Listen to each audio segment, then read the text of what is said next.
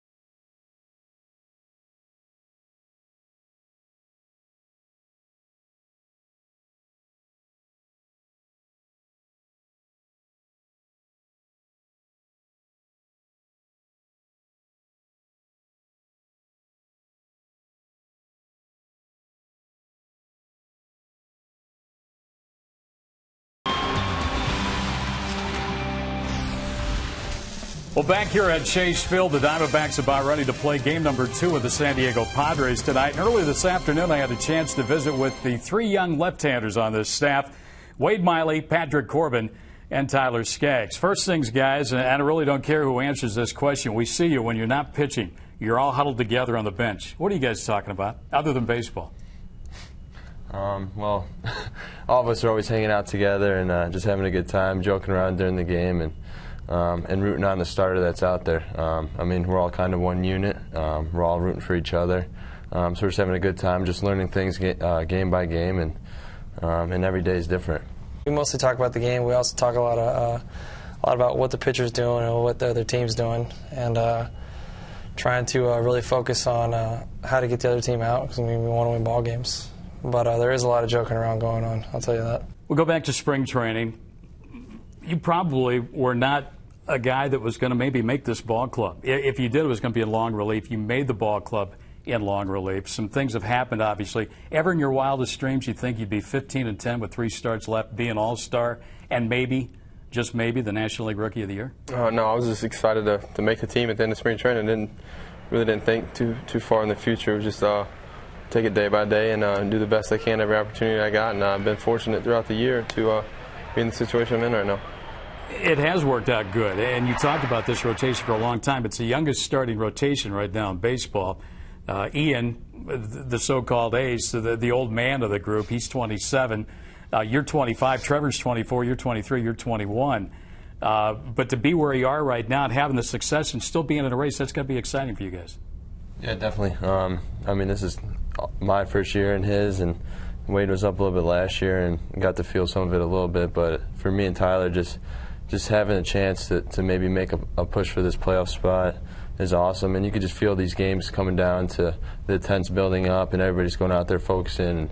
And I mean, you could feel everybody's out there trying to get a win. And we all know how bad a loss feels, and you can tell around our clubhouse. So, I mean, just going out there every day just trying to get the W. Wade, we often talk about Charles Nagy. He's got the perfect poker face as a pitching coach. Tell us a little bit about Nagy and what he's meant to you. I mean, he's been great. You know, I've been fortunate coming up to the minor leagues. I've always had great pitching coaches, and get to the big leagues, and Charlie Nagy's there. It's like the same thing. You know, he's easygoing. Never gets, you know, he's never going to get mad at you or this and that. Man, he'll bring you to the side and talk to you about how things are, and if you see something wrong, he's going to do what he can to help you correct it. But yeah, about as easygoing as could be, and just very positive guy. Hey, final thought from you guys. You both played at Mobile this year. You both played at Reno. They both won championships. I know you have to be proud as punches, those guys, doing it without you. I mean, you were a big part of the success of both Mobile and Reno. To see them both win championships, that's got to be exciting. Yeah, definitely. Just being a part of both of them. I mean, great staffs, both places. Just shows like this organization and everybody that's helped put it together, and the players in this organization and everybody coming up. I mean, I think we were third or something ranked in all of baseball in the minor leagues. So I mean, there's a lot of good players coming up. Been joined by Wade Miley, Patrick Corbin, and Tyler Skaggs, 3/5 of this young Diamondback rotation. We've got the Diamondbacks and Padres. Edinson Volquez against Trevor Cahill coming up. Stay with us. Diamondbacks baseball up next.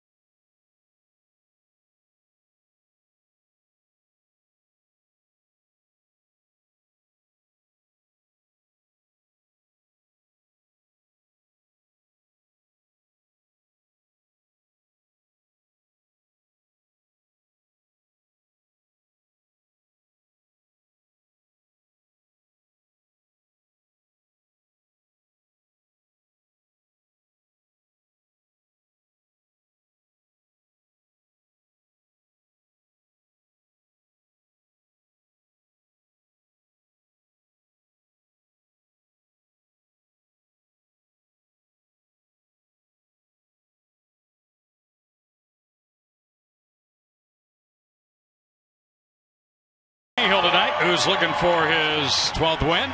Black, 6th season as manager of the San Diego Padres. And let's take a look at his lineup tonight. It's changed a little bit. Maverick Cabrera will lead it off, followed by Logan Forsythe, Chase Headley, Carlos Quentin back in there batting cleanup. Yonder Alonso, Mark Kotsay is starting in right field, Will Venable in center, John Baker will catch, and Edinson Volquez will bat ninth and do the pitching. And our Arizona Ford starting pitcher, Luis Gonzalez, is Trevor Cahill. Yeah, and he had a good start last time out against the Dodgers, beat him 3-2 through 7 innings. So let's hope he can continue that trend tonight. Here we go, first pitch of the night, and it's a strike and we're underway. Erwin Daly, our home plate umpire. Roof panels open. Beautiful night under the stars. Downtown Phoenix. Well, it took us a lot of games to figure out how to beat the Padres. We finally got them yesterday. Even though it was a one-run game, back toward the middle. Hill's got it. A quick release, got him. One down. Let's take a look at that Diamondback defense behind Cahill. The infielders know if he's on his game, they'll get a lot of work. The outfielders, Kubel, Eaton, and Upton. Left to right. That infield. Wheeler's at third, McDonald at short, Hill at second, Goldschmidt at first, and Montero catching Cahill. So a quick out, 2 pitches into the ball game. Yeah, and Montero continues his streak of catching every single game for the last, what, month and a half? The last time he did not catch a game was August 29th. Will Nieves was in there. There's a strike to Logan Forsythe. Miggy says he wants to catch every day. Well, he's been a solid rock, and not only that, but these off days, these last couple weeks, has really helped out his legs. Henry Blanco was out today, throwing down to second base. That was good to see. Henry, kind of a quiet leader for the Diamondbacks. I don't know if he'll return to action or not here in 2012. There's a strike. Yeah, and unfortunately for him, now when he's able to come back, there is no minor league season where you can go down there and work on things and rehab to come back to the major leagues. Gale throwing a lot of strikes early and often. That's good. Low and away. Trevor, when he's had his problems this year, they all seem to mount the first inning for him. Once he gets by that first inning, kind of calms down a bit. And I'm not so sure if it's not because of a guy being a sinker baller like he is. He's got all that energy, hasn't wasted it early in the game, leaves everything up in the zone. No, it's in the air, but rather routine, or it should be for Eaton. Anderton has it, and that's out number 2. Diamondbacks with a win tonight would get back to 500. They have been at 500 this season more than any other club in baseball. And they're trying to get back there. They're currently a game below 500 at 73-74. And they're still within 4.5 in the wild card race. Wild card chase this juncture. 15 left, including tonight. Here's Headley. He's got ahead of 3 straight hitters now. Yeah, and who would have thought the D-backs would be in this situation right now coming into spring training? Some publications even had them going to win the division and go to the World Series. Swing and a miss. 0-2. Now we're sitting in a situation we have to hope for a lot of teams to lose, and we have to get on a hot streak. The Diamondbacks trying to do that. They've won 2 straight. Been a pretty good homestand thus far. And that one's into the dirt. You see Montero was blocking that ball at the plate just in case Headley might have swung.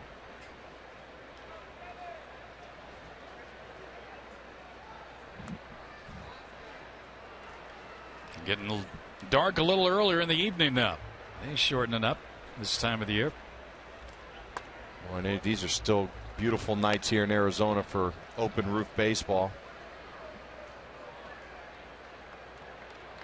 Fall's coming up Saturday. Swing and a miss, and a nice inning for Trevor Cahill as he gets the Padres in order. 1-2-3. D-backs will look at Edinson Volquez in the bottom of the first.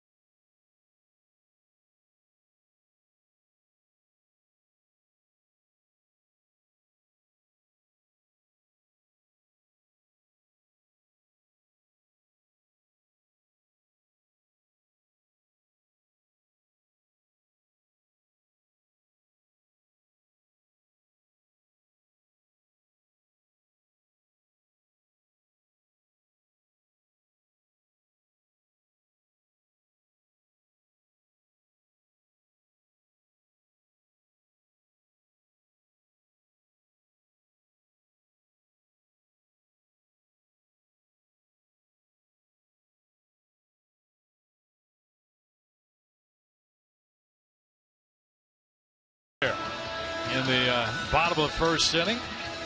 Let's take a look at the Mazda starting lineup as put out there by manager Kirk Gibson tonight. Eaton, Hill, and Upton the first three. Montero on the cleanup spot. Goldschmidt, Kubel batting sixth tonight. Wheeler has started third base, hitting seventh. McDonald eighth. And Cahill pitching and batting ninth against a tough right-hander. And Edinson Volquez, but look at that walk total, Gonzo. 100. Yeah, that's not where he wants to be, but he has got a hard fastball, 90 to 96 miles an hour, and when he's on, that ball's moving all over the place. Eaton takes a running fastball strike 0-1. Only a 228 average against for Volquez. See Eaton's numbers. His average has dropped to 268. Ground ball hits sharply to short. Cabrera's got it, and he throws him out one away. But Eaton's on base percentage prior to that at bat was .423. Let's take a look at the Padre defense.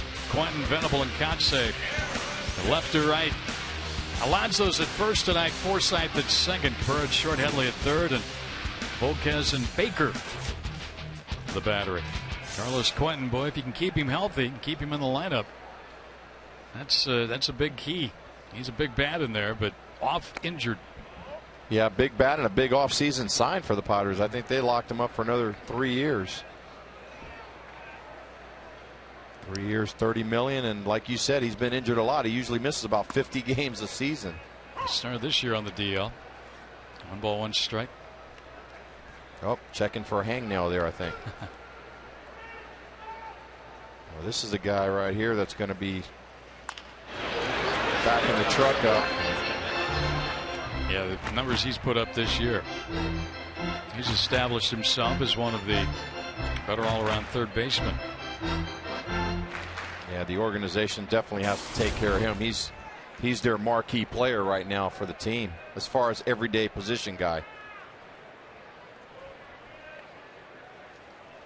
There's a base hit back up the middle by Hill. He went down, got that ball. Looked like a pretty good pitch actually from Volquez, and Hill did a good job of whacking it back up the middle.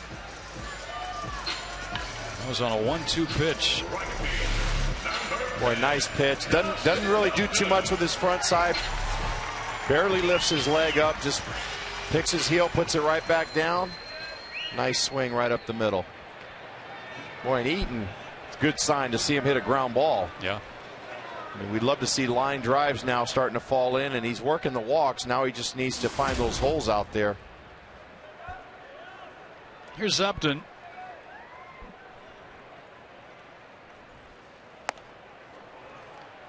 Boy, Volquez just blew that fastball right by him. 0-1 the count. You saw the comparisons last year and this season for Upton. Justin, more often than not this year, has been in the 3 spot of the order. Was moved down to the 5 spot for an extended period, but of late has been hitting third. And it's called a ball. 1 strike. Well, and I think for Justin, I think he just this offseason just needs to go back out and work on consistency, trying to fine-tune his swing. I think he still needs to learn his swing, how to hit the ball the other way instead of pulling off and try. He's got great power to all fields. If he stays to that opposite field, he's going to be a pretty good hitter. He takes it low. Every time a Diamondback player hits a home run this season, Full Domes will donate $150 to the Central Arizona Mountain Rescue Association. Well, Upton looks like he's going to get to 100 runs scored. He's at 91. But the extra base hit totals way down from a year ago. Off speed, and Volquez misses. 3-1 now. And you talked about the 100 runs scored. I think the organization would trade that in for 100 RBIs. Because when you're hitting third in the batting order, that's what they want you to do. They want you to drive in the RBIs. If you're going to score 100, they might as well put you up at the leadoff or 1 or 2 spot in the batting order. Upton on the ground foul. Full count. Now we'll see if Hill is running on 3-2. He was going there when Upton made contact. He wasn't running on the throw to the plate. Now with one out, 3-2 count. John Baker's the catcher tonight. Grandal is sitting this one out. Baker, a former teammate of yours with Florida, right? He was. Good guy. Very easy to pull punches in the locker room with this guy. Hill is not going, and Upton swings and misses. And Volquez records a strikeout, out number 2 in the inning. Boy, and Volquez got him with a changeup. Justin Upton out in front. 83 miles an hour, lower half of the strike zone. When you're throwing a fastball 90 to 96 miles an hour, and you're able to throw that changeup 7-8 miles an hour slower with the same arm speed, it really throws the hitter off. Here's Montero. He's got the batting average up to 290. And he's closing in on 90 runs batted in. He's 2 shy of his career high of 86 RBIs, which he had last year. He has been on fire. That on base percentage closing up to 400.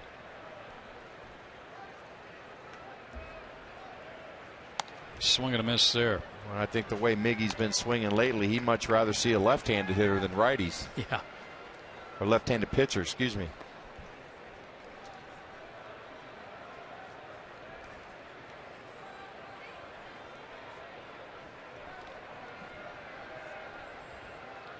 Done pretty well against righties, though, too. 418 on base percentage against right-handed starters.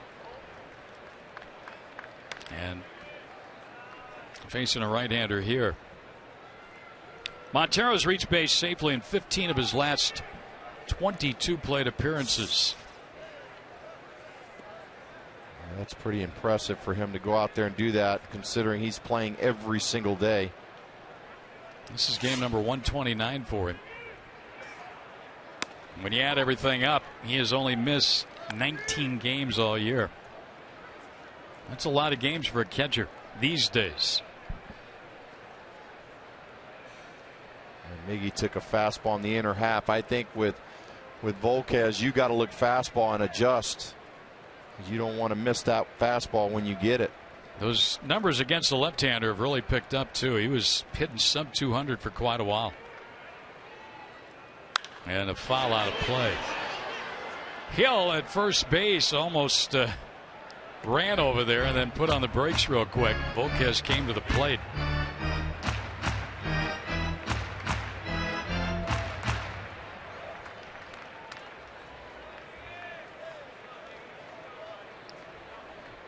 It's a good looking yo-yo that young lady has. Did you ever use a yo-yo? Yeah. Kind of obsolete these days. That seems. That's kind of how the season's gone for us this year. Yo-yo up and down over 500. Yep. Baker now going to sprint to the mound here and visit with Volquez. Hill keeps fooling around over there at first base. I don't know if Baker says, hey, listen, you got 2 strikes on Montero. He's been hot. Don't lose your concentration on this guy.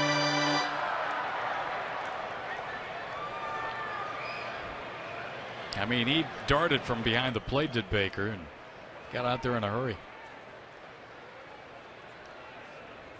Miggy fouls one. Well, I think when you're a catcher, you don't get to play every day. You want to show everybody you're out there going to run out and do a little extra.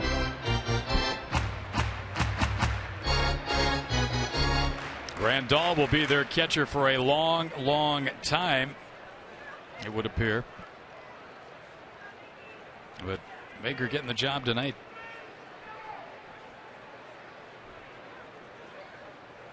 And there goes Hill. And a pop fly into right field. On comes Kotsay.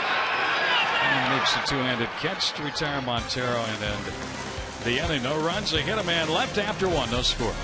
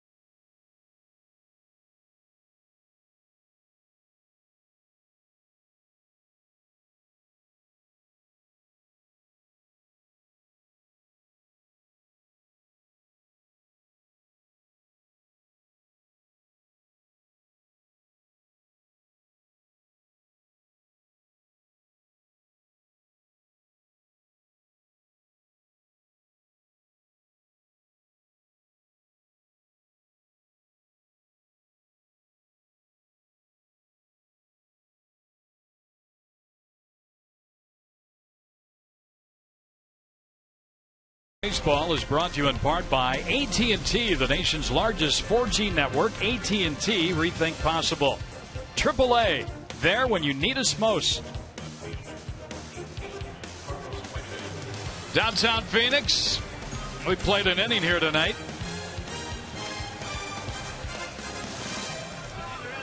The batter's box suite right behind the plate.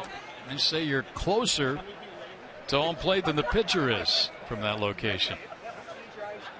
There's a number if you want to call for information right there on the screen.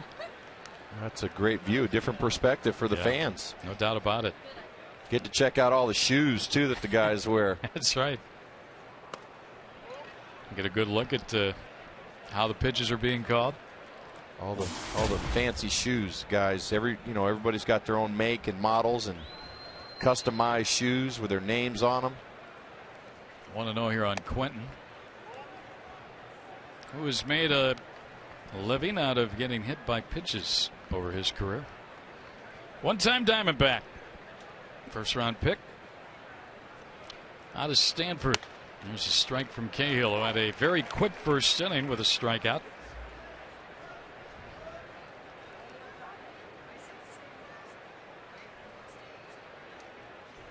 He's had some knee problems here as of late. And then 3-1. In case you forgot, Quentin played here in 06 and 07. And then in his first year with the White Sox, was probably the favorite to be the American League MVP, but he back up the middle and on by Cahill into center field for a base hit, suffered an injury, and ended up not winning it. Our Subway Surprise standings on the line in the NL Wild Cards. We look at the race. Atlanta with a commanding lead for the top wild card position. Everybody chasing the Cardinals. And the Diamondbacks 4.5 back. So the Diamondbacks are chasing Philadelphia, Pittsburgh, Milwaukee, LA, and St. Louis. Well, as long as you're on that board, you still got a shot. Absolutely. 15 left. You just got to keep winning your ball games. That's the most important thing. And then you're going to need some help along the way, and you hope you get it sooner or later. But if you don't win your own ball game, then you're not helping yourself out. Yeah, and the Cardinals are up right now 3-0 in the bottom of the 6th. We just got to control our own here and try to win this game. Yonder Alonso, left-handed hitting, rookie first baseman. Ground ball back toward the middle. Hill shuffles off to McDonald and on to first for a double play. Cahill, when he's right, will get a lot of double plays, and he gets his first here tonight. Comes in the second inning.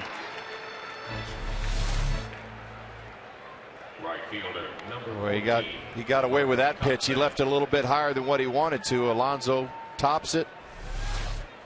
4-6-3 double play. Raises a base runner and brings up Kotsay with 2 out.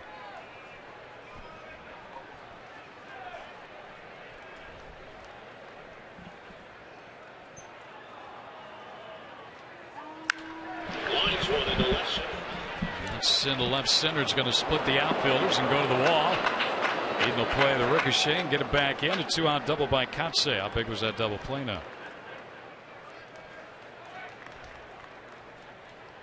Kotsay, veteran guy, 350th career double. Congratulations. That's a pretty good total. We'll give it to him tonight with nobody on base. But you got to get this guy, Will Venable. Yep. So 2 hits in the inning off of Cahill. The double play obviously helping him out. Now he's got a base open, but a left-handed hitter. Venable at the plate and gets ahead of him.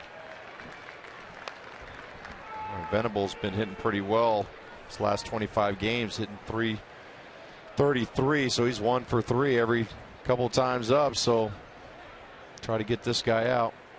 And it gets by Montero to the backstop. Looked like he kind of pulled that ball. Yeah, and this is where I think Cahill gets in trouble. He tries to overthrow it a little bit and put a little bit extra on it. Tried to muscle up. Sinker ballers just got to let it go, let the ball take care of itself. Gonzo, that's his 10th wild pitch of the year. And I think when he tries to overthrow the baseball and throw it a little bit harder, you don't get any sink or action on it, and he tends to pull it towards that left-hander's batter's box, and that's what happened there. And now he's fallen behind Will Venable, 2 balls and a strike. The double play that Cahill dialed up off of the bat of Alonso was his 20th this year. Time called by the hitter. See, I like this view for the fans. Get to see a little different perspective and see what the actual hitter and the catcher coming right into your living room. 3-1 now.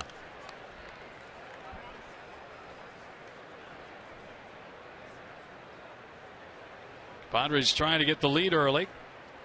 They got a first inning run last night. Ball 4 he walked him. So with 2 outs now, a double and a walk. Runners at first and third. And the catcher, the left-handed hitting catcher, John Baker, will be the batter.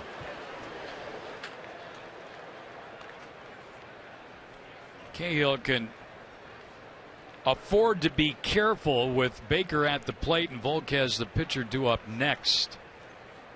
Volquez an .078 average.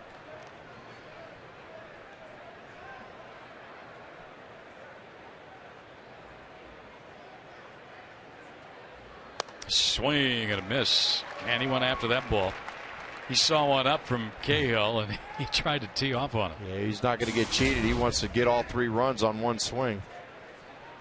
Doesn't have a home run yet this season. 58th game for Baker. 180 at bats this year.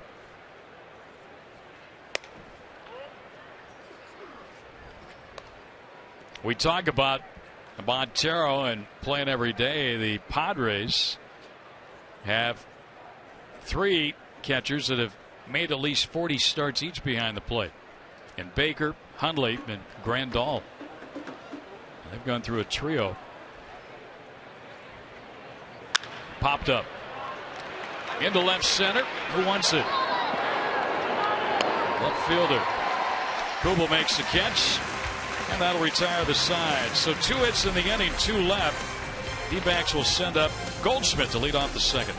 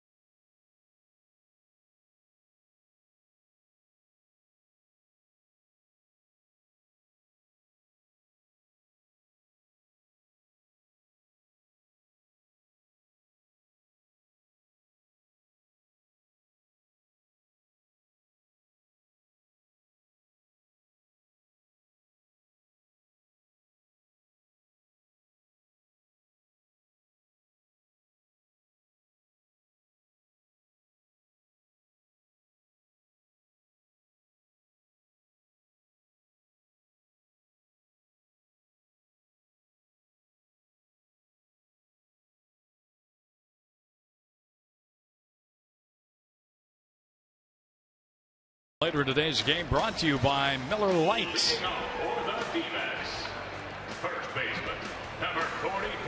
No score after 1.5. Goldschmidt, Kubel, and Wheeler due up for the Diamondbacks here against Edison Volquez, who gave up a hit to Aaron Hill with 1 out in the first inning, left him. Goldschmidt batting 5th in the order tonight. Still 2 home runs shy of 20. 1 double shy of 40 on the year.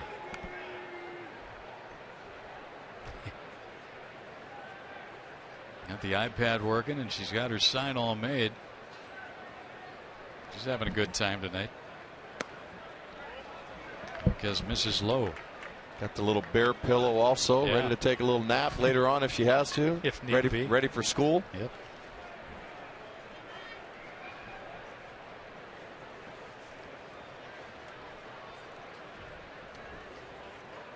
Ground ball back toward the middle. Nice play at second.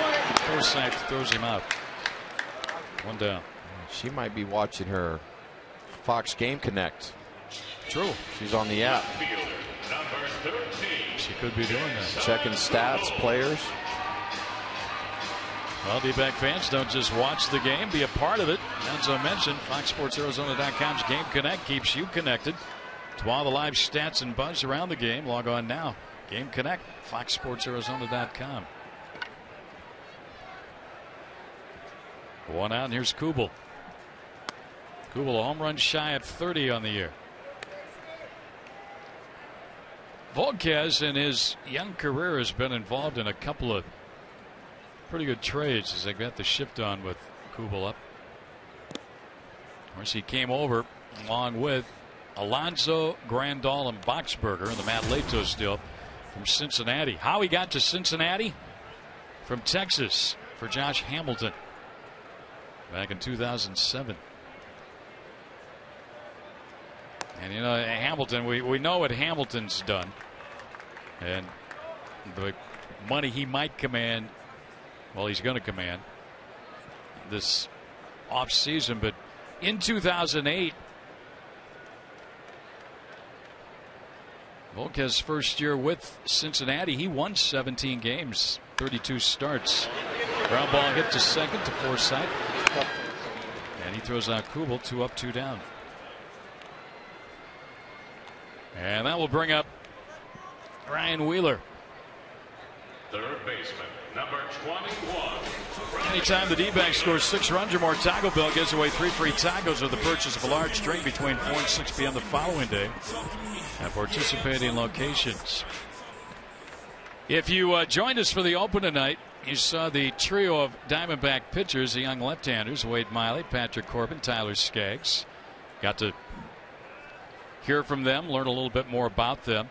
Tomorrow, Ryan Wheeler, along with Adam Eaton and Jake Elmore, will join us on the open. We talk a little bit more baseball, a little bit more about them. No, I like the one today. I'm looking forward to hearing the one tomorrow. There's a strike to Wheeler. Position players are always a little more different than pitchers, aren't they? And you had a lot of courage going in there and sitting with 3 left-handed pitchers. Those guys have always been known to be a little different. Yeah. Well, we'll have some fun with the guys tomorrow. And you know, they went from Eaton has come up and he's playing every day, but a guy like Wheeler and Elmore, who are playing every day on a minor league level at AAA, they're not playing quite as often here, and it's an adjustment for any young player. Yeah, and that's a challenge for these young guys to try to sit there for 2 or 3 days and then all of a sudden come out and face big league pitching and be expected to go out there and produce and get hits and drive in runs or make plays. And when you're a guy that plays every single day, it's harder for these kids to come up and try to keep their body in shape. When you're playing every day, you kind of get in what we call a playing shape.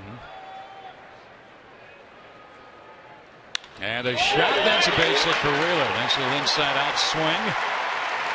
And he deposits the second hit of the ball game against Volquez into left field with 2 men out. A nice little swing by Wheeler. Ball down in the strike zone. Doesn't try to do too much. The ball's running away from him. Just drops the bat head, scoops it out, hits it out into left center field. Nice piece of hitting. So as Cahill watches from the on-deck circle, he hopes to get to the plate, but that's up to the guy now, John McDonald. Johnny Mac. Playing a lot of shortstop these days. And it's one foul.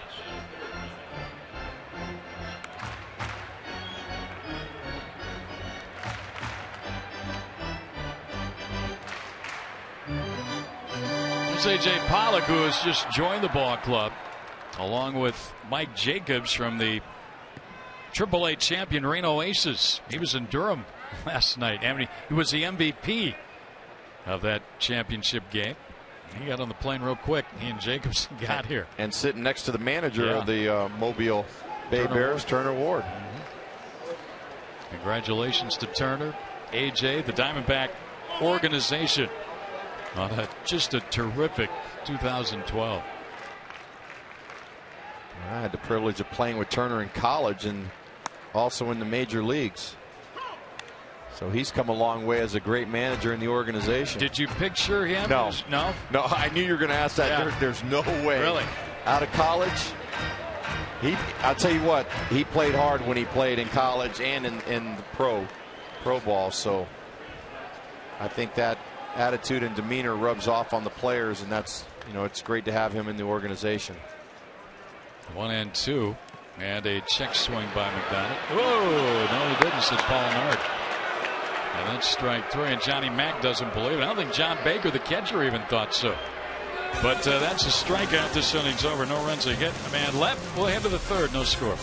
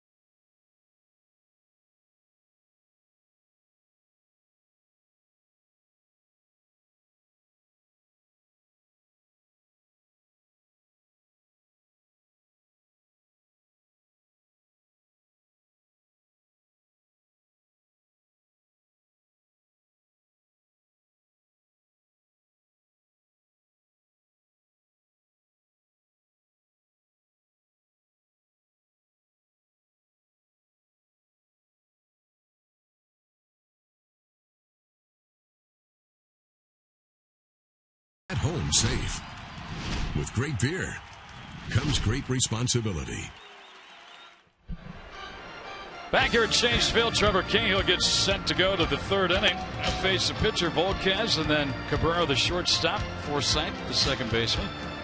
The numbers currently identical. No runs, 2 hits, and no errors for both ball club.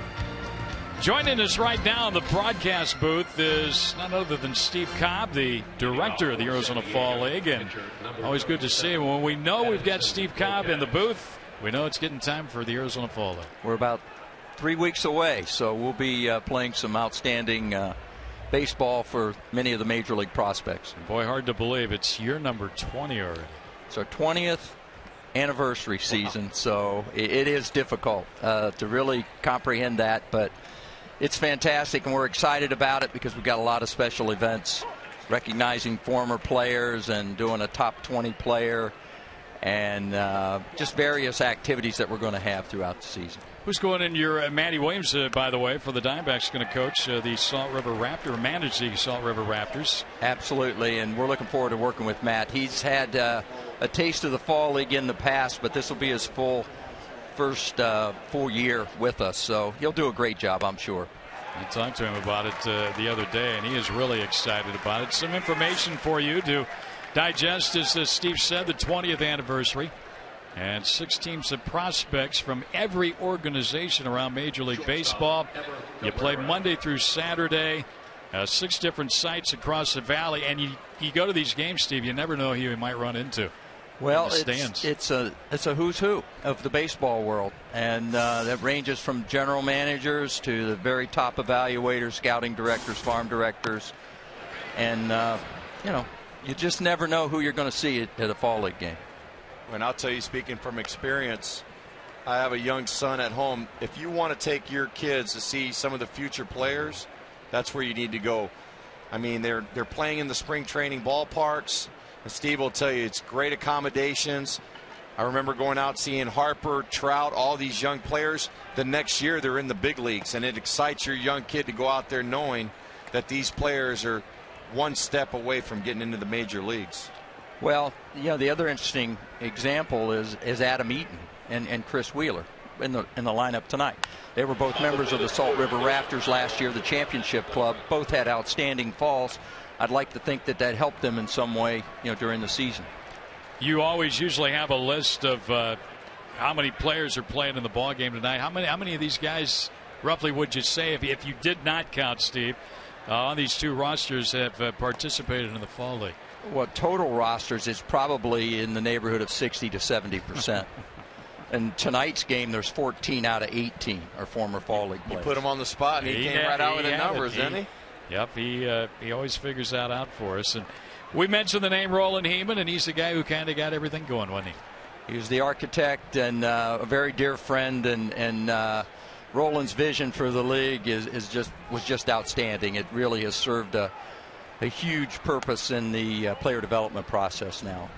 Roland's such a great baseball mind, and he's done so much over the years for the major league ball clubs, the minor leaguers, players around baseball, that it's fun to talk to Roland because he's always got a great story for you. As Goldschmidt makes a play here for out number 2. Steve, when's everything commence? What's the official first date? Well, our first date will be Tuesday, October 9th, and we're having a big celebration at Salt River Fields that night. So we want to invite all the baseball fans out. That particular night, we're going to recognize 20 former players, 1 from each class, and they'll be primarily local players, and it's certainly going to have a Diamondbacks flavor to it. I know you have to be thrilled with the fact Salt River Fields is involved as one of the sites where you're going to play your games. Well, it's state of the art, and it's an outstanding facility, and we've really teamed up this year with their promotional crew there at Salt River Field. So every Tuesday night there's going to be a family-oriented promotion. Thursday nights will be what we're calling our Thirsty Thursdays, and there'll be some discounts on some beverages. So it should be a lot of fun over at Salt River Fields, and then certainly our marquee game is our Rising Stars game November 3rd, where we'll have players from every organization. And tickets are an easy price, too, for you. $7 for adults, $6 for youth and seniors, and we'd like to think it's the best deal in town. Steve Cobb, director of the Arizona Fall League. Get out there. It all starts October 9th. See some great young talent around the major leagues.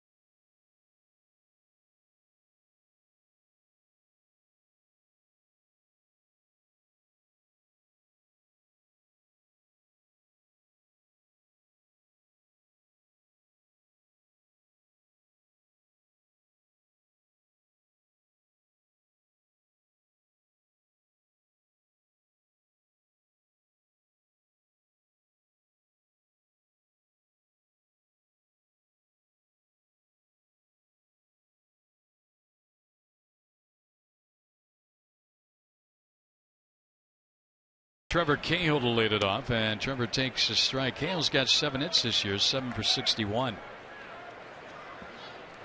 Will be followed by Eaton and Hill.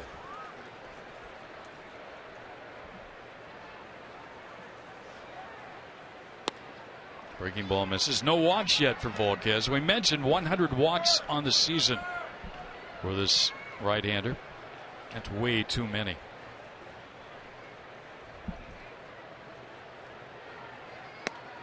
He misses down low. Well, aside from Goldschmidt on our team, you got a very aggressive team in the Diamondbacks. We usually don't stick around and take too many pitches. 2 on the count on it. Cahill leading off. And a ground ball back to the mound. 1 away. Our third inning brought to you by Miller Lite. Visit local retailers. Text road trip to the Miller Taste team at 620-620. Your chance to win 1 of 3 interdivision rival flyweight trips. Top of the order now, and Adam Eaton. Well, you can't miss out on any of those road trips. Interdivision, those are all great cities that you go to in the National League West.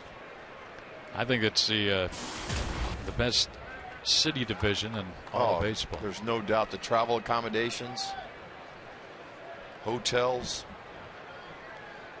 great ballparks. Outside corner strike. Eaton grounded sharply to short in the first inning. The average has dipped down to 262, but the on base percentage, because of the walks, is still up over 400. 415. And he scored 9 runs. He slices this one foul. Look out, folks.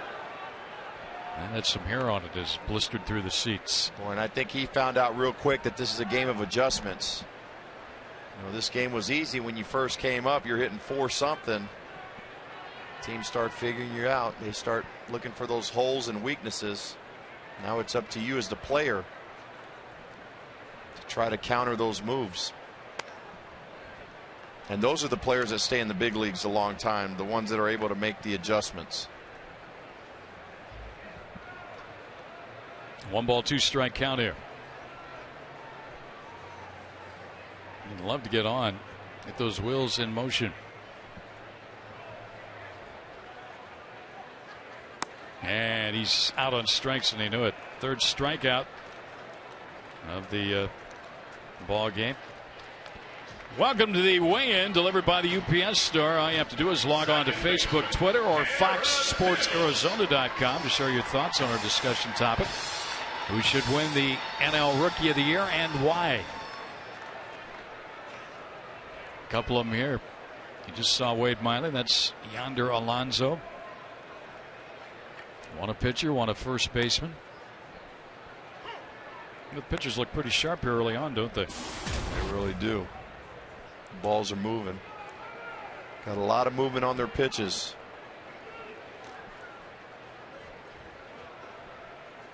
Ground ball down to 3rd. And Headley throws him out, and the side is retired in order by both pitchers in the 3rd inning. No score.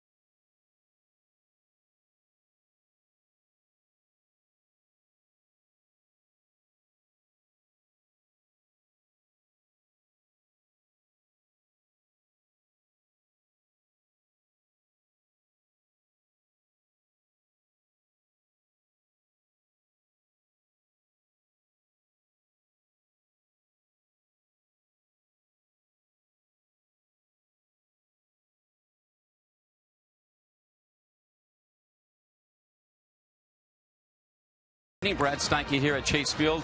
Welcome back to your fans and welcome back to this Dragic. The Phoenix Suns traded away about a year and a half ago, but you're back, and it is great to have you back. What have the last couple of years of your life been like? You know, it was interesting. I was almost on the top of my career, making with the Suns conference finals against the Lakers. Then the next season I got traded. I was a bit upset. I was down. But, you know, that's just part of the life. You have to be strong and you have to get yourself together. And right now I'm back here, and I'm looking forward to next season. You learned a lot under Steve Nash. He is no longer here. He's with the Lakers. What do you take from what you learned from Steve Nash, and how do you play like him here? I mean, you know, it's really tough. I don't want to be like Steve Nash because that's impossible. You know, nobody can be. I just want to be myself, Goran Dragic. You know, I learned a lot from him, especially a lot of stuff on the court and off the court, how to eat healthy, how to be a professional. And, you know, sometimes I play differently, pick your roles before I met Steve. And now, you know, I learned a lot. I have to keep my dribble alive and find open guys. And, you know, it changed a lot in my game. Growing up in Slovenia, not a lot of baseball, but you were asked to throw out the first pitch. Were you a little nervous out there? Good form. Oh, yeah, definitely I was nervous. I mean, I was watching a lot of movies about the baseball, so. Yeah, in Slovenia, we don't have this sport. It's not big sport for us, and, you know, it was something new. It was great experience, and, you know, in the end, my throw was okay, I would say. You had a chance to talk with D-back skipper Kirk Gibson. He was a great basketball player, and he commented you were wearing the Chuck Taylor shoes. He said those were the shoes that he wore growing up. Yeah, I mean, old school shoes. Yeah, I'm still amazing how those guys back in the days they were playing in those shoes. I mean, if I'm just walking in those shoes maybe for 2 or 3 hours and my feet hurt. So really. Well, Gibby was tough. Great to have you back, and we're looking forward to the Phoenix Suns season. You get training camp going October 1st. Yeah, I think so. It's going to be a great training camp. We're going to San Diego. It's a lot of new faces in our team, new guys. We have a young team, so it's going to be a lot of new challenges for me and my team, and you know, I'm looking forward to that. Goran, great to see you. Appreciate it. Greg and Gonzo, really one of the great point guards. Great to have him back here in the Valley of the Sun. Absolutely. I mean, obviously with Steve Nash going to the Lakers, which I'm still finding hard to believe, but if you get a guy like Goran Dragic back, you can feel a little bit better, right? Yeah, I saw his left-handed form. I might have had to take a day off if he was coming in as a reliever there. I didn't want to face that lefty. He zipped it up there okay. Thanks, Brad. Yonder Alonso bats after a walk to Carlos Quentin with one out. Quentin's been on twice now with a single and a walk against Cahill. Well, I think that's the toughest thing for an athlete, to come out to somebody else's backyard. You saw that out here a couple years ago with Larry Fitzgerald trying to hit. Dragic got here trying to throw a pitch. I remember when I played with the Houston Astros, the Astrodome was still out there, and I tried to go out and kick field goals at the dome, and I realized that those two toothpicks get a lot closer out there, especially when you got a 300-pound lineman coming at you. No doubt about that. Cahill's gotten one double play. There's a Tapper foul to the plate. Alonso's the guy who hit into that double play back in the second inning. Boy, Cahill did a great job of getting Headley. Hit a nice weak fly ball or line drive over to first base.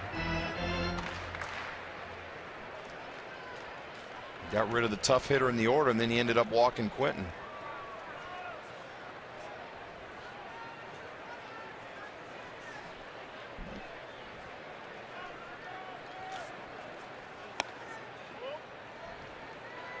Two now. Tomorrow ends this long homestand. Don't forget it's a day game. 12:40 first pitch. 12 o'clock pregame show. So join us at that time. Foul back.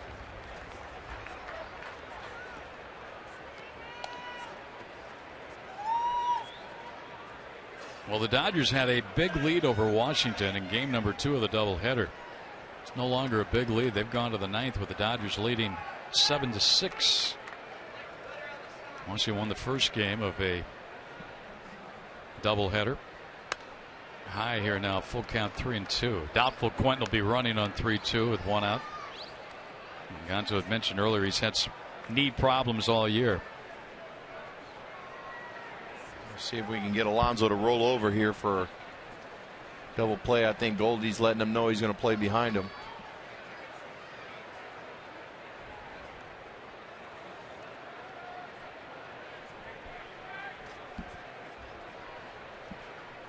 Not going, and ball 4 inside, so back-to-back walks here. And that's gotten Cahill into some trouble. Let's take a look at our key to the game, brought to you by Kia Motors. What do we got here? Sink the Padres. Cahill's sinker. He's got to keep throwing it, keep it down in the strike zone. Let those guys keep hitting ground balls, and so we can sink them and get the win. Well, back-to-back one-out walks has put him into trouble, and it's brought Mark Kotsay to the dish. He had a double his first time up. Yeah, last time up, Kotsay did a great job of staying on a pitch and going the opposite field, hitting the ball into left center field. I think Cahill was throwing it away, trying to get him to try to roll over and hit a ground ball. Kotsay's only hit into one double play all year. Veteran hitter.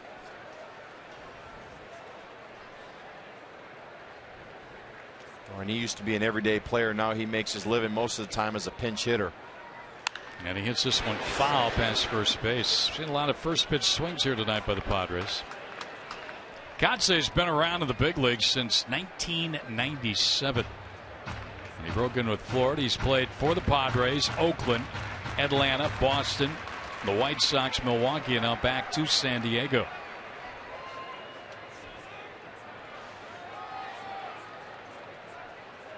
"36 years old. And he fouls one back. These Padre hitters, when they're getting a pitch up in the zone, they're taking swings at it. They don't want to hit that sinker. They want to try to get something up.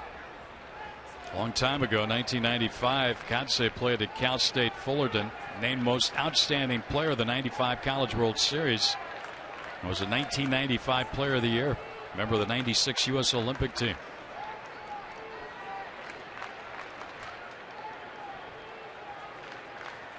To the count. Cahill has fanned 2. Now walked 3 on the night. Those walks have got him in trouble here. Kotsay takes just low. Definitely looking for that ground ball double play.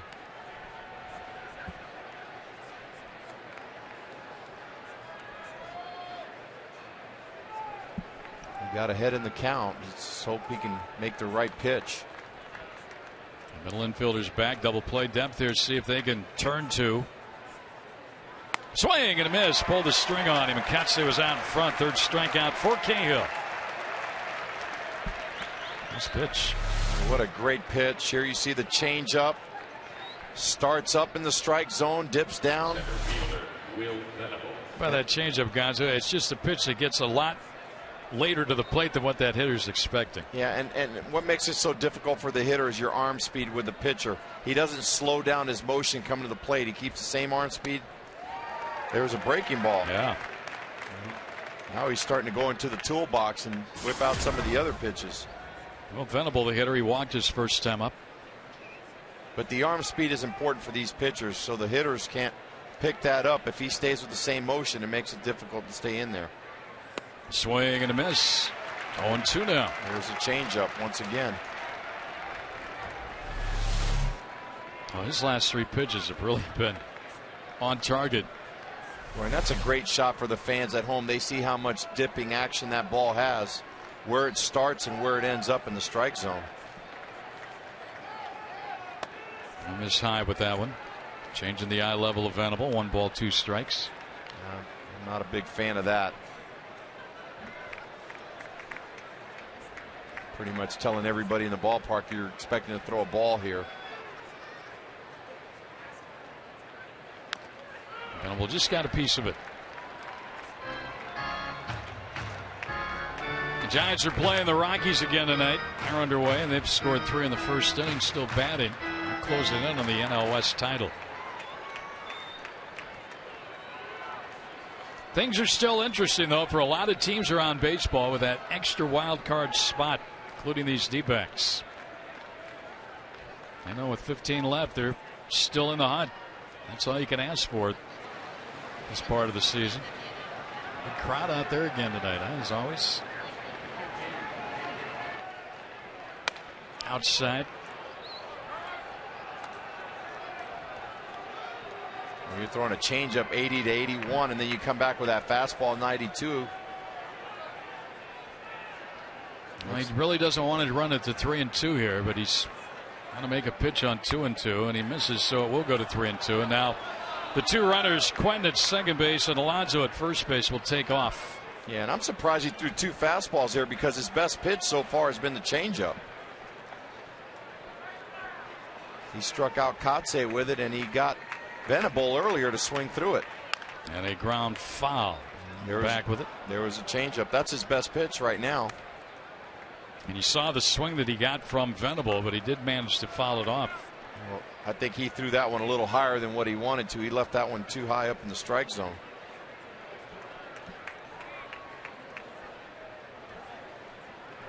Montero going to go out. If you again, we go back to the interview with the 3 young left-handers before the ball game. Wade Miley 25, Patrick Corbin 23, Tyler Skaggs 21. Cahill is only 24, and he's been around here. In fact, Cahill tonight, second pitcher since 1990 to record 10 wins and 30 starts in his first 4 major league seasons. The other one, CC Sabathia. So he came up at the ripe old age of 20. And another foul back. And he's had an 18-win season. Got votes for the Cy Young with Oakland and was an all-star. But a lot of young pitchers sometimes struggle. Maybe get through a good season, then maybe have a struggle season. Ian Kennedy was outstanding last night. And he is seated between Skaggs and Corbin. Well, not only that, but this year for Cahill, this is his first time pitching in the National League. A little different. So a lot of times the adjustments of being in the National League takes time. Another foul, and Quentin is tiring out going from second to third. Not so much Alonso.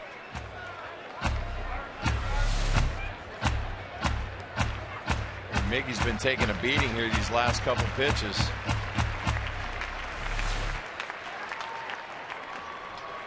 He stays right with it, though. Calls another one here for Cahill.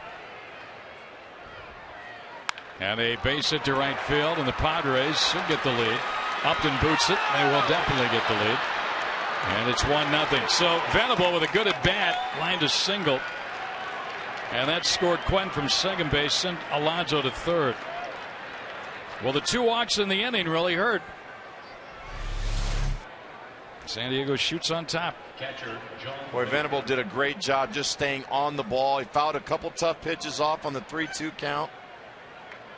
See Justin Upton kicking it there. The run was going to score anyway, so no harm was done with that. And the other runner was heading to third, so it's first and third.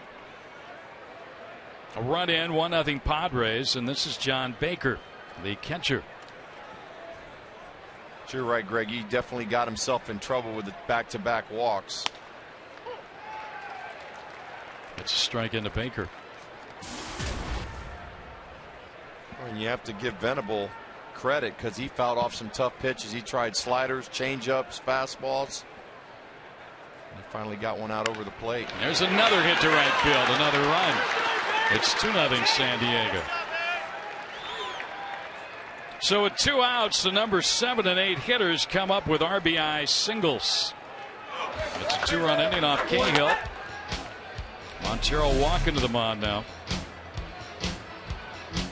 Boy, and for a left-handed hitter, when you leave that ball about knee high, that's where the lefties like it. That's their hit zone.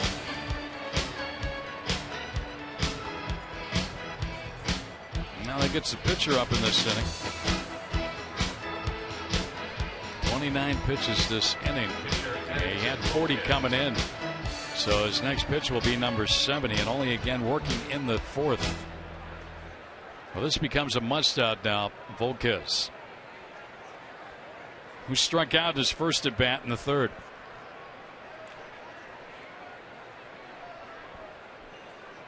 Volquez has driven in a run. He's got 4 hits total on the year. And Cahill jumps ahead of him. Cahill jumped ahead of Venable. Got ahead in the count and then ran it to 3-2, and then quite a few foul balls. And then the hit. Now another hit by the pitchers. Grounded to short. McDonald goes to second for the force on Baker. 6-4, and that will retire the side, but San Diego gets 2. 2 walks. They both come into roost. 2-0 San Diego.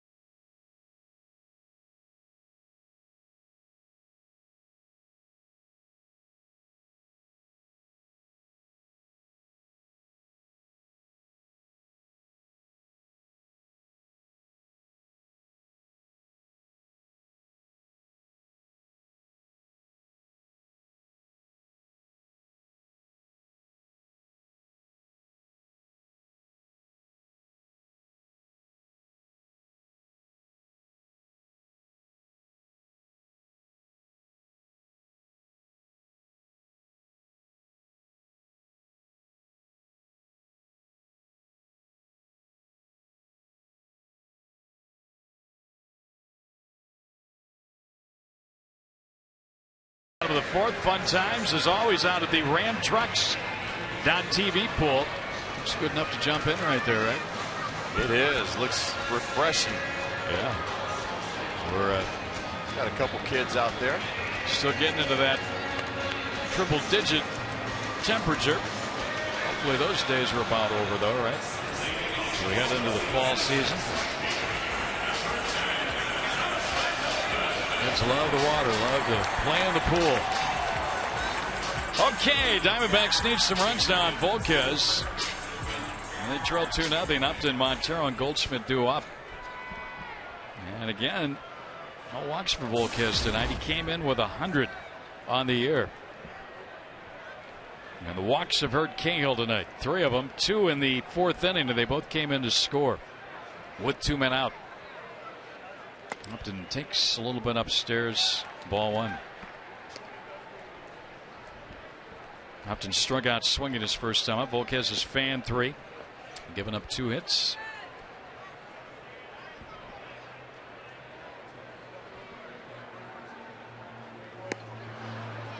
Swing and a miss. Justin tried to jump on that breaking ball. And then bring it around. That's out of the pool. Always sold out. Every game this season. Full service out there. Asking you shall receive, right? Down low. Should get Chad Chiffin down in the locker room to full service us up here, bring up some food or something. Yeah, what's going on with that? I mean, you've been up here now for a while and nothing from Chip. Out of sight, out of mind. That's how it goes, I guess.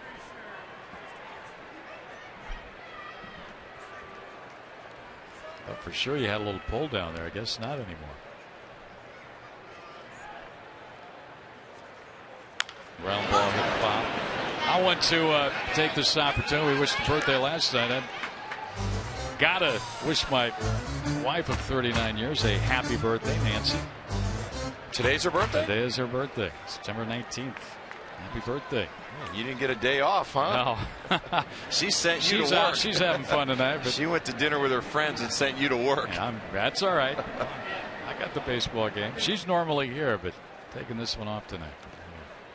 Full count now, 3-2 on Justin. Well, she's a great lady, and she deserves a medal to be a got part that of this right. baseball life. You got that right. And a long season for baseball. You report to spring training in February, then you play a month full of games, and you kick off the season usually late March or early April. And if you're lucky enough, there's a base hit to left field by Upton. Let's see if he tries to stretch it. Yeah, he will, and he'll get to second base easily. Quentin just hasn't got the wheels to get over in time to cut that ball off for holding to a single. A double for Upton to start the fourth. Boy, nice swing by Justin Upton. Quentin looked really slow getting to that ball. That hurt me to watch him run. Well, he got a breaking ball, stayed on it. Nice swing, nice and fluid, nice and easy. Line drive. Well, I tell you, if the Diamondbacks can hit balls to left field, make him move around a little bit. I think basically what the Padres do, they try to get the lead early with him out there and go to the defense. They bring somebody in for him late in the game. Now a scoring opportunity for Montero. Montero, Goldschmidt, and Kubel, a chance to cut into this 2-0 lead. And start here. Got the right guys coming up in the order. And foul out of play by Miggy. Boy, you scratch your head when you see Quentin going for that ball down the left field line. He's been signed to a 3-year deal. What's going to happen after the second or third year? He's had a lot of problems now with his knees moving around. You don't have the option of having a DH until you go to interleague play.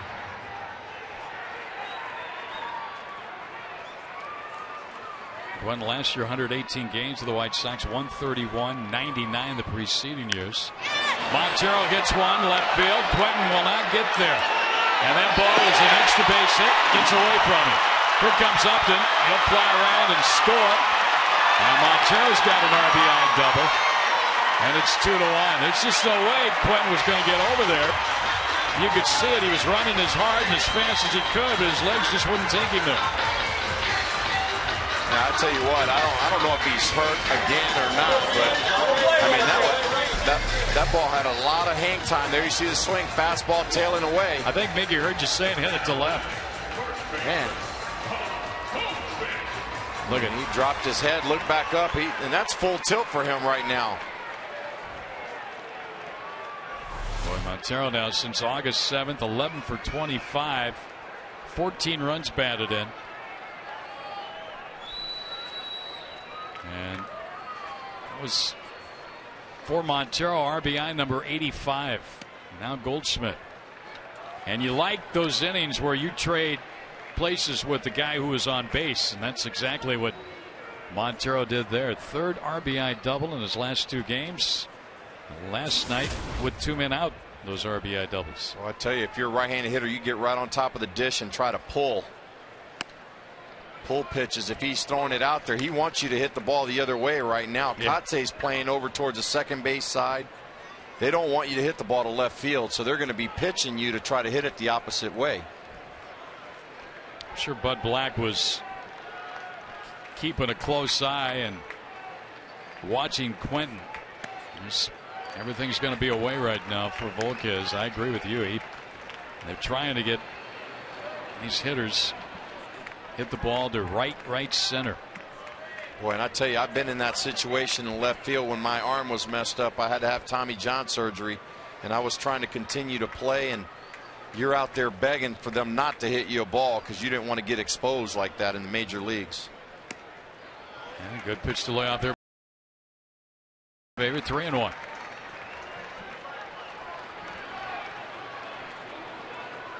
And Black's done a heck of a job with his Padre ball club. They've already won as many ball games this year as they won all of last year. Well, they went 71-91.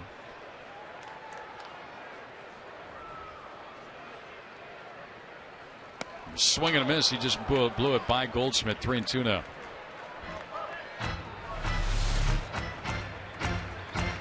Boy, that's a fastball in the upper end of the strike zone. Goldie's got to put the ball in play.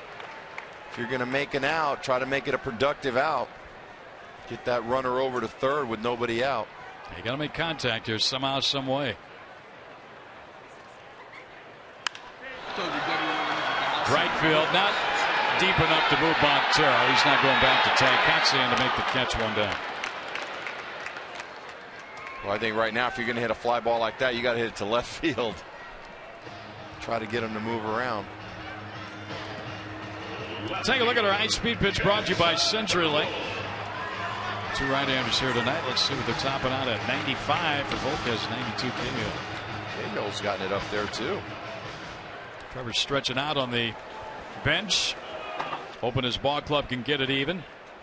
Diamondbacks have answered with a run here to count what was a 2-0 lead, 2-1. And this is Kubel. They don't put the shift on. Ball one inside. Kubel now has seen the average dip down to 254 on the year. 29 home runs, 86 driven in. Well, I'm going to see how curious I am. He threw Kubel inside first pitch. See if he tries to go away, because I don't know if he wants. Well, he's sitting out there. And Kubel tried to go that way, but he fouled it. See, Baker's sitting up away, but Edison doesn't want to go out there. He's throwing it. He threw it right down the middle, and the first pitch he came inside. I think as a pitcher in his head, he doesn't want him to hit the ball out to left field. And pitchers don't think of that. Oh, there's no doubt in my mind he thinks about that out there. If he knows there's a guy that can't move around out there, that's the last place where he wants a ball hit.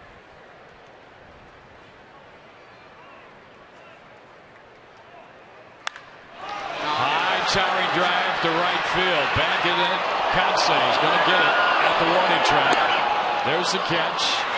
And Miggy tags and goes to third. Well, that would have scored the run had Goldschmidt been able to move Montero up, but it gets Montero to third with 2 men out and leaves it up to Wheeler. Boy, and Kubel just missed that pitch. He just got under it. He straightens that one out. That one's deep into the right center field seats. Boy, he got a fastball up in the zone, kind of ran over the middle of the plate.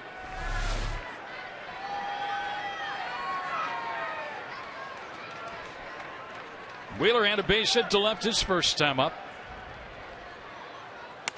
The other strike one on the inside. He's staying in on him. The other thing it does about with Quentin out there, the shortstop and the center fielder, they are tearing toward balls that are anywhere in shallow left field or in left center field.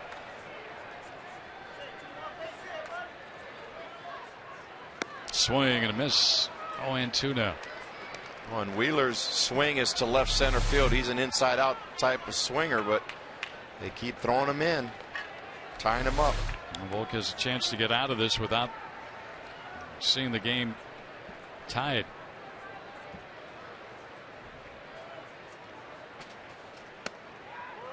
Ran it in on him, missed. Baker setting up inside. I'm hoping somebody in the dugout has picked that up and going to realize how Edison Volquez is going to pitch these guys the rest of the night. As long as Quentin's in there. Down low, and a nice block at the plate by Baker. That saved a run for the moment for the Padres. Just move here. When the catchers are taught just to drop to their knees and try to corral the ball, Baker did a nice job keeping it in front. He actually saved that run by putting that arm over that right arm. It hit that arm area, but stayed at the plate. Struck him out swinging. So nice job by Volquez after giving up back-to-back doubles. The one to Upton, and then the plated run by Montero. 2-1 San Diego.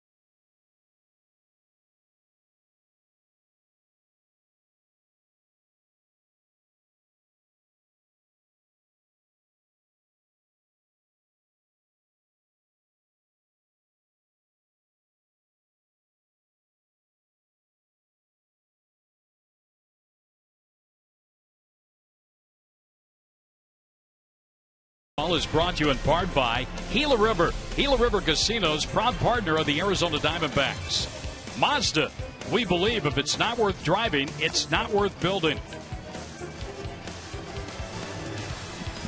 Nighttime in downtown Phoenix, and group photo out there at the Amtrex.tv pool. Man, how'd our camera guy bribe everybody to get for a group photo there? That's amazing. A few of them are. There he is. Yeah, nice job. Nice job, Jared. Trevor Cahill back to work here in the top of the 5th inning. Lead is down to 2-1. And for the Padres, Everett Cabrera, their leadoff hitter. And he bunts at it and misses. What got Cahill in trouble in the 2-run 4th inning were the walks to Quentin and Alonso. They both came in to score with 2 men out on hits by Venable and Baker.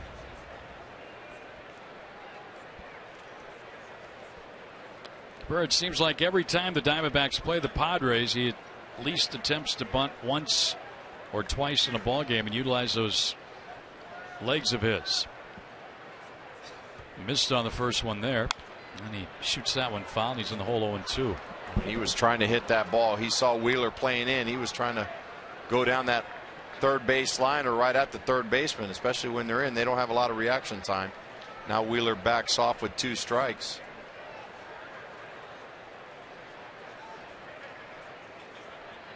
And a chopper. He's going to have to be quick. Because your elimination. Got it. Go away. Are you AT&T trivia time now? What's the question tonight? What do we got? Ian County won 35th game in the last 2 seasons last night. The 2 major league pitchers with more wins. How about Verlander?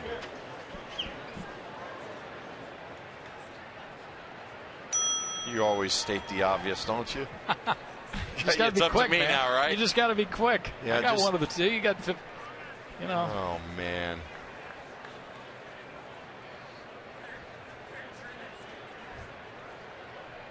Yeah, I don't think it's Kershaw because he's at 12, and he and Candy both had 21 last year, so Ian's ahead of him. 2 quick outs as Forsythe is retired. Is it a National League or American Leaguer? Can you tell? Hit? Do you want to get, or do you want to just try and go for it? No, I'm going to go for it. Let me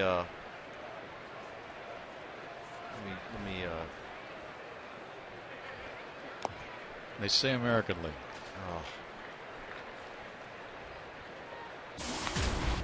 Could it be CC Sabathia? I think that's no. Headley bats with 2 outs and nobody on. And Cahill could use a quick 1-2-3 inning. He threw a lot of pitches in the 4th. Went through 7 batters. And the first 2 here on ground balls to second, Cabrera and Forsythe. And now he's running to 3-0. He missed badly with that pitch. Dan Herron. Oh.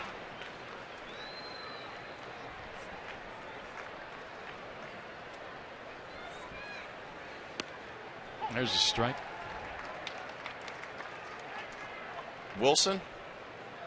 How about the guy who used to have a brother who pitched in the big leagues? I'll give you that clue. The guy who used to have a brother that pitched in the big leagues? Yeah. Well, he still has a brother, but he's not pitching in the big leagues anymore. But he pitches on the same team as Wilson. Ball in set, and Dan Herron. There's ball 4 to Headley. Boy, you're bad at this. I am. Pitched a no-hitter this year.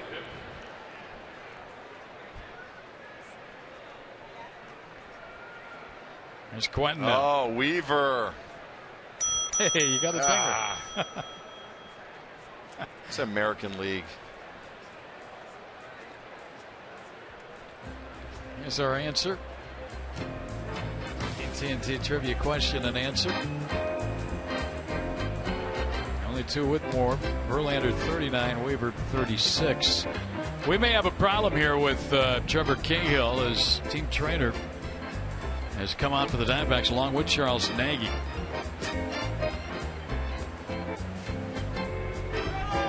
And there's some stirring now in the bullpen.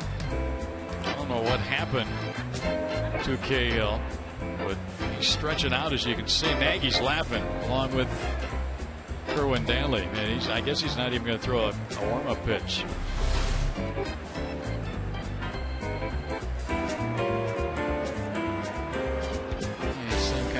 Shake the arm a little bit.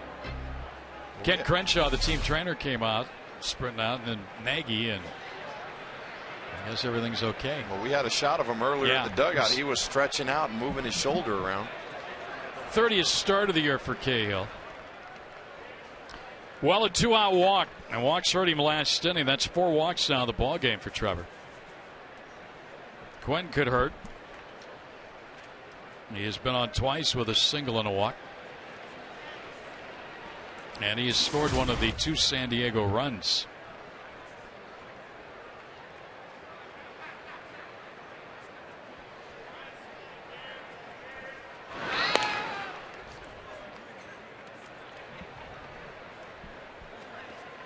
Well, we can get him to hit a ground ball. You got plenty of time to turn a double play. We got 2 outs in the inning. See, that trivia just I'm threw still your thinking mind about completely the trivia. out of whack. I burned all the wires in my brain right now. There's a strike. Well, if we get 4 outs in the inning, we can roll one over to next inning. I go for that.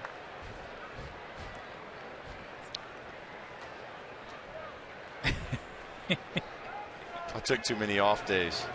You did. You're back at it now and flying home. There's a ground ball. Wow. Well, you know you did get hit in the alumni game by Mr. Fetters. I did. Still can't figure that one out. Well, you can ask him tonight when you work radio after the ball. Well, he is my fantasy football GM, and I've been getting on him where I'm sitting 0-2 right now. That's probably why you got it. You've been getting all over. Well, you're the one helping me instigate it. 0-2 counter on Quentin. Turning the throw over. Headley this year has swiped 14 bases, so you do have to keep an eye on him over there. Ian Goldschmidt holding a running conversation.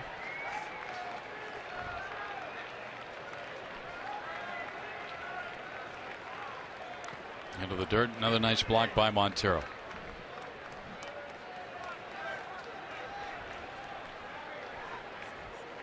Dodgers hung on and won their ball game, so they split the doubleheader with Washington.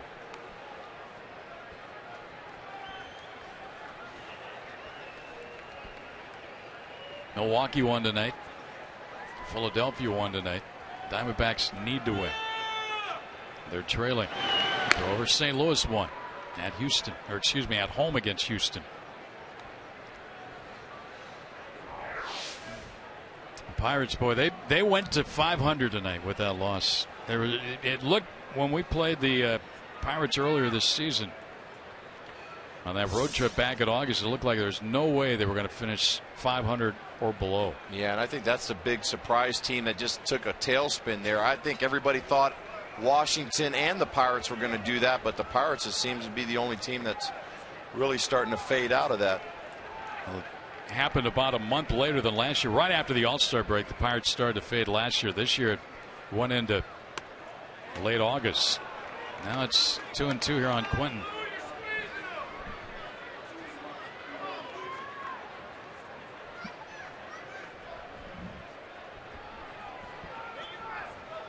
Pirates were 16 games over 500 on August 8th. Wow. Yeah. And a ground ball to short. McDonald's got it. They get the force at second, so the walk doesn't hurt Cahill. And he retires Quentin on the ground, force out. 2-1 San Diego.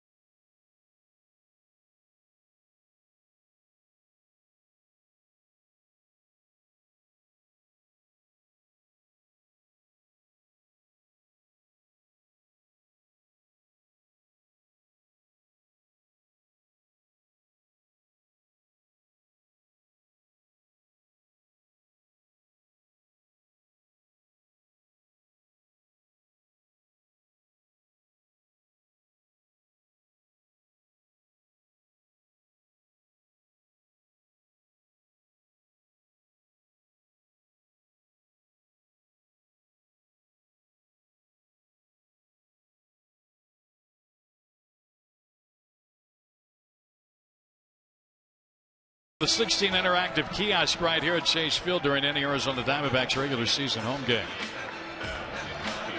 2-1 ball game. Carlos Quentin and Bud Black. Black with his arm around Quentin. Quentin has now been removed from this ball game. We saw him struggling, running down balls in left field, and he is out now. And Chris Denorpia has taken over in left field for Carlos Quentin, and he's in his spot in the batting order. Well, I think, too, Bud Black's been around the game for a long time. He knows Quentin wants to play, but you don't want to embarrass yourself out there as a major league player, especially when you're hurt. And he saw him go for those 2 balls down the left field line. One was a high fly ball that dropped in for a double, and the other one was a line shot by Justin Upton.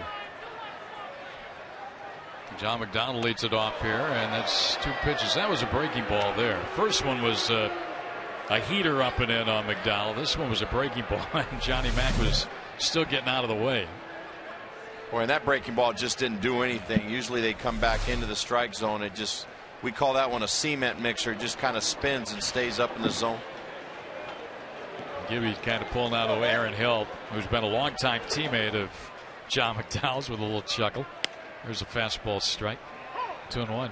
Probably getting on him, telling him he's got to turn that shoulder and get hit by that pitch. Right. Let the pitcher come up next and try to bunt you over. It's easy for us to say that up here. You don't have to get hit by that pitch. 2-2 now on McDonald. Padres have already won the season series with the D-backs, 10 wins to 6. This one to be determined yet in tomorrow's ball game. Diamondbacks would like to close 8-10. But they need wins tonight and tomorrow to do that. And a chopper. Headley charges at third. Bare hands, pitch, throws. Safe. He bounced it over there. That got McDonald to the bag. He beat the throw. Infield hit. Nice start to the inning. He didn't have a whole lot of the throw because he barehanded. Boy, he knew he had to hurry. Johnny Mack running down the line. That play's a lot closer than what we thought at first base. Well, it was, wasn't it? Yeah, he just beat the throw. Paul Nart with the safe call, and now Cahill will be up to bunt. He's laid down 4 sacrifices in 2012.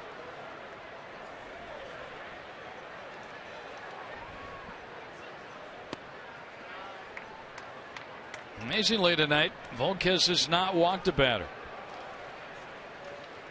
Boy, this is where a pitcher like Cahill can help himself out, getting that runner at first into scoring position, bunting him over to second base.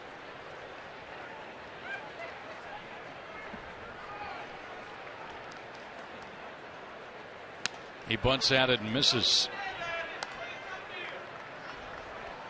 Volquez walked 6 in his last start.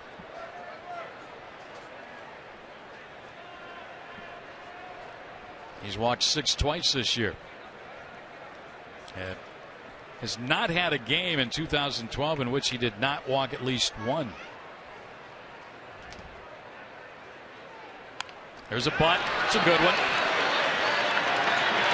And the out at first is recorded with a sacrifice bunt. They'll go 3-4. Well, D-back fans, the 2013 schedule's been released and season ticket packages are now available for purchase. Become a season ticket holder today. Enjoy all the benefits, including exclusive player access, early entry into Chase Field to watch batting practice, the opportunity to exchange unused tickets, and the priority to purchase tickets to the 2013 World Baseball Classic. Become a season ticket holder now by calling 602-462-4600 or log on to dbacks.com/tickets. Here's Eaton. Still looking for that first big league run batted in. 0 for 2 tonight with a ground out and a strikeout.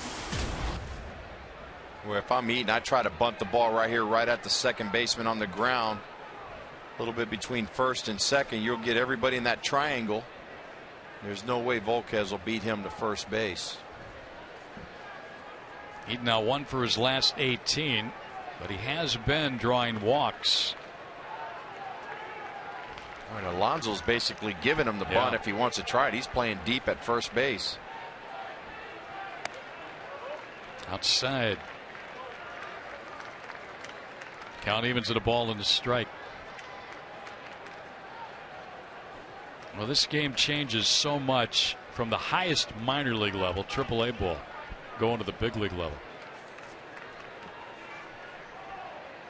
Well, you're exactly right. There's just a fine line from these guys, the little things. That's a strike. Nice bender in there by Volquez. And Eden gave up on it and cost him a strike, 1-2. Boy, and this is the pitch right here that gives him trouble. It's on the inner half.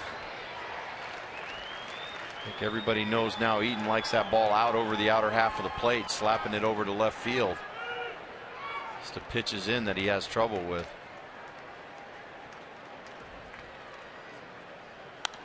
Little floater back. He has started every ball game since coming up from Reno. He was the Rookie of the Year in the PCL and the MVP. He's had 2 extra base hits, a couple of doubles. 11 hits total. This is his 12th game played.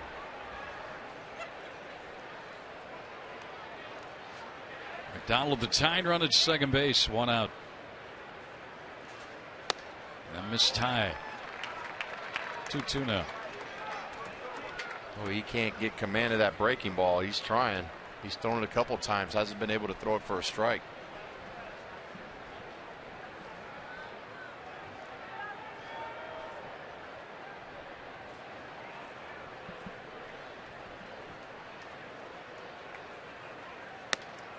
Full count, 3-2. Well, that pitch had a lot of run on it. Started in right at him and went to the inner part of the plate. So full now, 3-2. Aaron Hill on deck. He's got a hit tonight. Diamondbacks have 5 hits, 1 more than the Padres have, but they trail by a run.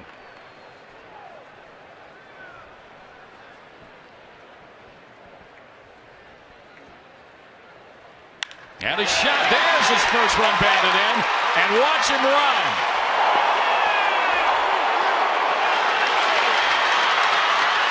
He's got an easy triple.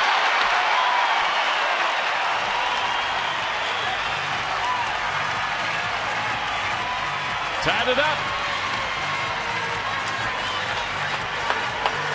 He hits balls like that during his career. He's going to lead the league in triples. Boy, nice piece of hitting. He got a fastball up. More importantly, he stayed on top of that ball and hit a line drive to left center field. Yeah, that's 2 hard hit balls tonight. The one to short to start the ball game, and that one there. He had been 0 for 8 with runners in scoring position before that hit. He's got his first major league run batted in, and now he carries a go-ahead run at third with the Padre infield up and 1 man out. Boy, and Greg, he wasn't thinking about a double when he hit that ball in the gap. There you go. Okay. Balk called on Volquez.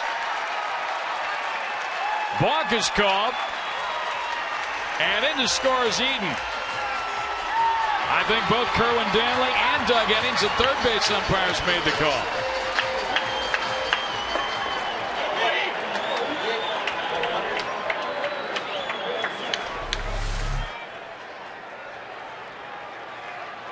Well, he stepped off with the wrong foot. He went back with his left leg. There you go. Okay. And you can't do that. Finally, the call was made. Once he went back with that left foot, he needed to start his delivery towards the plate. The Diamondbacks have struck for 2. They've got the lead.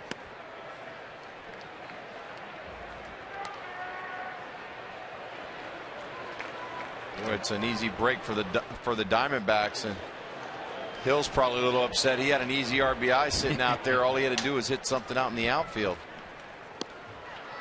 2-1 now. Volquez, that was his first balk.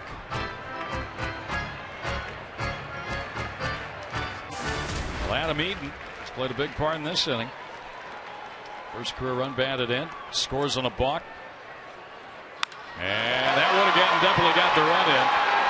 It's skied to center. Venable makes the catch for out number 2. Let's do our Nissan text poll. We were talking about the wild card and how the interest has really brought about a lot of excitement here in 2012. Who do you think will win that second wild card spot? A, the Cardinals, B, the Dodgers. Milwaukee's red hot right now. How about the Pirates, Phillies? How about the D-backs? You can vote. It's A, B, C, D, or E, or F. Got an extra couple tonight. 3-6-9-2-9. There's a shot into the left field corner by Justin Upton. He'll have his second double. Boy, that was a nice easy swing on it. Look at that ball jump off his bat. And that's all he has to do. He can't. If he overswings, there's no reason for him to do that. All he's got to do, he's got a lot of power to all fields. What's his swing? Nice and easy, smooth swing. When he tries to swing too hard, that's when his front shoulder flies out, his head goes flying out. Boy, more importantly, he's hitting extra base hits tonight. 2 doubles in the ball game tonight. He had a double and a home run in the ball game on Sunday. Had a home run in the ball game on Saturday. Here is Montero with a base open. And Goldschmidt, a right-handed batter, next. Because will work 2. Montero is 0 for 2 on the night to make that 1 for 2 with an RBI. And Montero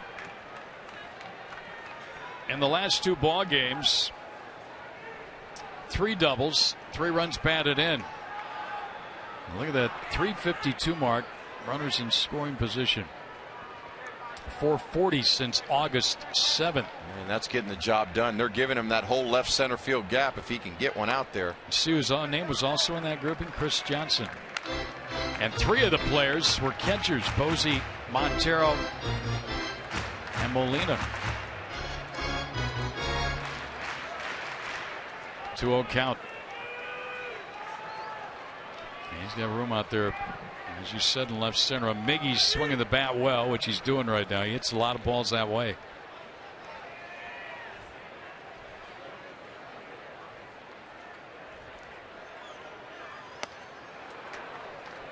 Two and one. Well, he was late on the fastball. Padres get their bullpen going. Vincent starts to loosen. There's a little more room out there than when the Giants are in town. They're getting in the way of each other.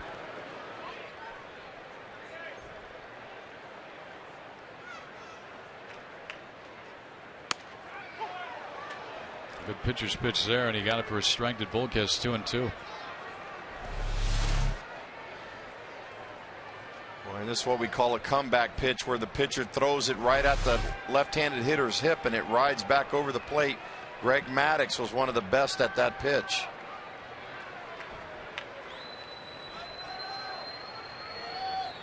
Two in the inning. Runner at second, 2 out. That's Upton. He tried to come back with the same pitch and miss. Full count down, 3-2. Volquez a little upset. I think he thought he had a strike there, but did not get the call.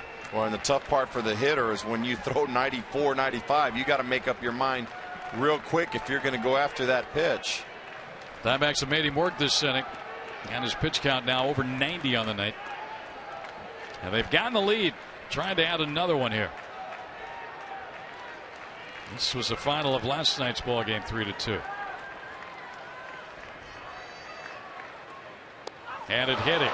And Montero just gets up, heads down to first base, hit by a pitch with 2 out. He couldn't have felt good, though. No, I think he got up. He doesn't want to sit there with a sting. Ooh. That didn't feel good.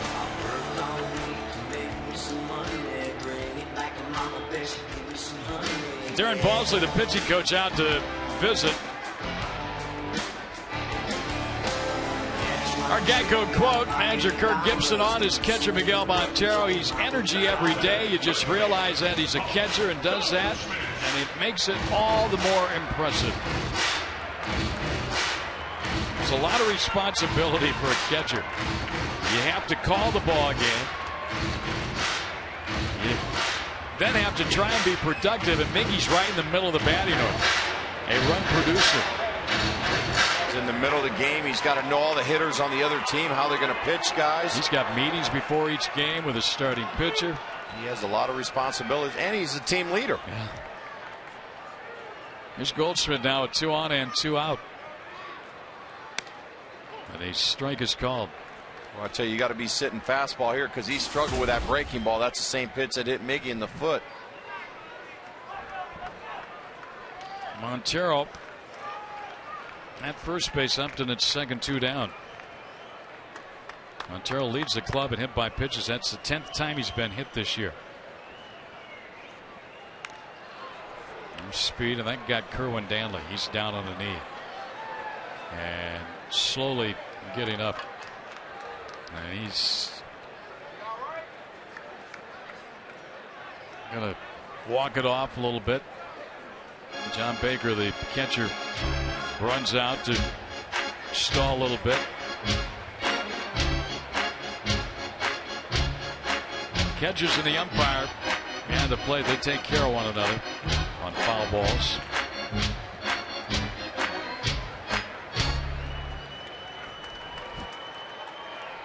Oh, 2 countdown, Goldschmidt. Only looking for a 2-out knock to add to this 1-run lead. And there it is. Right center. Over to cut it off, Kansei. That will be double number 40 for Paul Goldschmidt. It's 4-2 D-backs. Boy, nice swing right there. Just placed perfectly in the right center. It really is. He got a pitch up in the zone. Didn't try to do too much with it. That's what makes him such a dangerous hitter. He takes what the pitcher gives him. 2 strikes. Sees it out over the outer half of the plate and strokes it to right center field. Goldschmidt, the 5th Diamondback player to post a 40 double season, and the first since Stephen Drew and Chris Young did it back in 08. Now, you were there a few times, so you know what it's about. Chad Tracy, the other. And the Diamondbacks have played at 3 here against Volquez and now lead by a pair. Well, more importantly, that was a big 2-out RBI. Well, look at that. He's only behind Aramis Ramirez in the National League, tied with David Wright. Well, and those other names up there are guys that were playing every day. Goldie wasn't playing. There's a soft liner that completely fooled Cabrera, who jumped and didn't need to, but he made the grab. The guy who got it rolling here drove in the first run, his first big league run batted in, Adam Eaton, and then he scored on the block. Diamondbacks get 3, they grab the lead.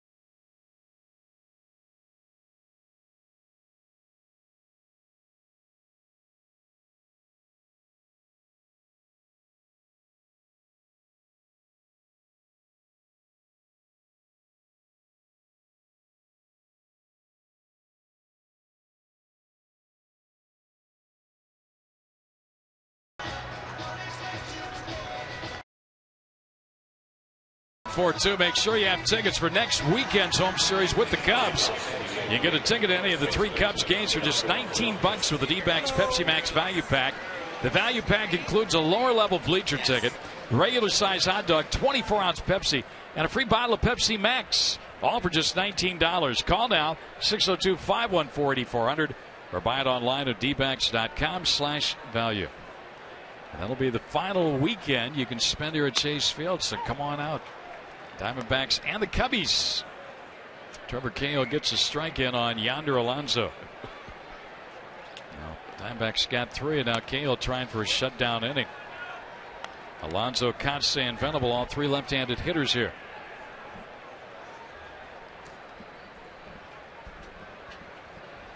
Ground ball foul.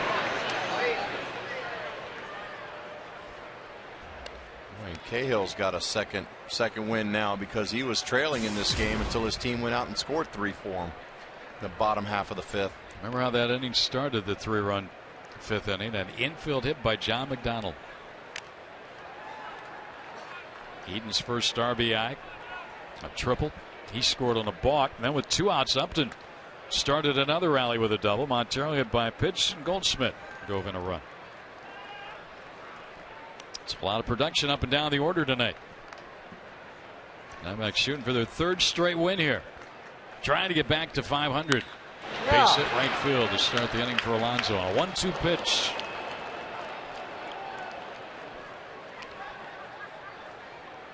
Pretty good looking player, Alonso.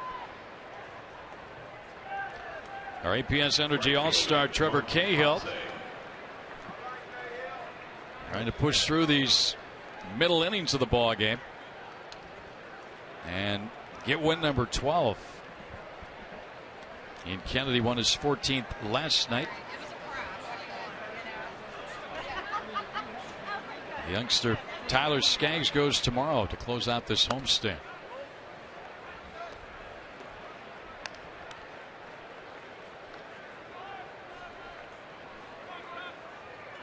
Cahill now his pitch totals over 90, so he's got to try to get quick outs here to keep his pitch count down. He's walked 4 tonight. Oh man, well, that'll work. Kotsay just flipped the bat. I mean, he smoked that ball. And Goldschmidt, who had just stepped off the bag, put up the glove and caught it and turned it into a 3 unassisted double play. Kotsay's reaction was priceless. Boy, and good pitch for a left-hander to handle right at Goldschmidt. Just breaking off the bag with a runner on. Boy, that'll limit your pitch count right there. 1 pitch, 2 outs. Sometimes you got to be lucky. There's Venable. Gosh, he made the out. He hadn't even taken a step out of the batter's box. He just flipped the bat away. He says, I can't hit a ball any harder. Numbers on Cahill, his last 3.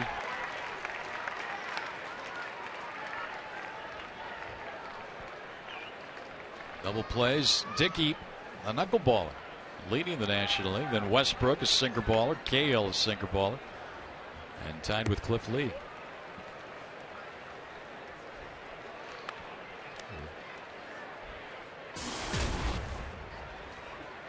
Venable's been on twice. Driven in a run. Swing and a miss. And the inning is over for Cahill. Strikeout number 4. And the Padres fell in the 6th. D-backs lead by 2.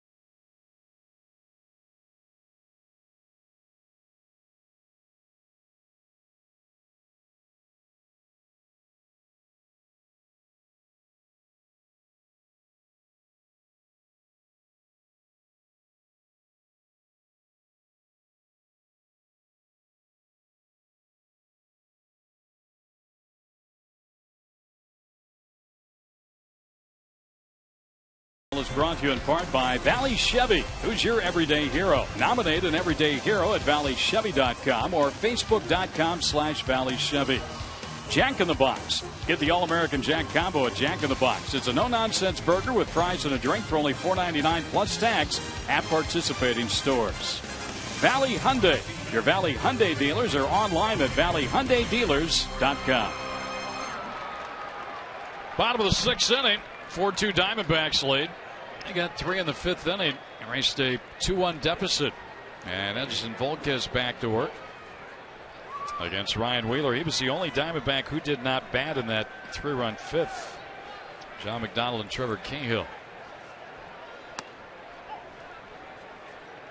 3 Arizona affiliates won their respective titles for the first time in club history. AAA Reno beat Omaha in the PCL, and AA Mobile knocked off Jackson in the Southern League. Advanced rookie Missoula won the Pioneer League crown against Ogden. The previous record for most D-backs minor league titles in a season was 2 back in 06. And then Reno won it all last night. That AAA win over Pawtucket, 10-3. And a couple of Reno aces joined the ball club. Diamondbacks here prior to tonight's ball game. A.J. Pollock, Mike Jacobs. Well, that just goes to show you the depth of what we have now in the minor leagues, because we brought up the most valuable player for the AAA team in Adam Eaton. You brought up a guy in Ryan Wheeler who in July had 90 runs batted in, and Jake Elmore was having a heck of a year. You basically took the core of their team and they rallied around each other and continued to go out there and win. And again tomorrow, you want to tune in at noon, and then on our game open we'll sit down with Adam Eaton and Ryan Wheeler and Jake Elmore and have a little chat. Get to learn about these young men a little bit more. Swing and a miss. Baker's got to throw Wheeler out at first. He does one away. Let's take a look at our Chevron upcoming pitching matchup tomorrow. A real tough left-hander going for the Padres, and Clayton Richard, and the youngest starting pitcher in the major leagues this year. Start a ball game. Tyler Skaggs, a 21-year-old, go for the D-backs. Well, another good test for Tyler Skaggs again. Although he's young, he's continued to learn a little bit.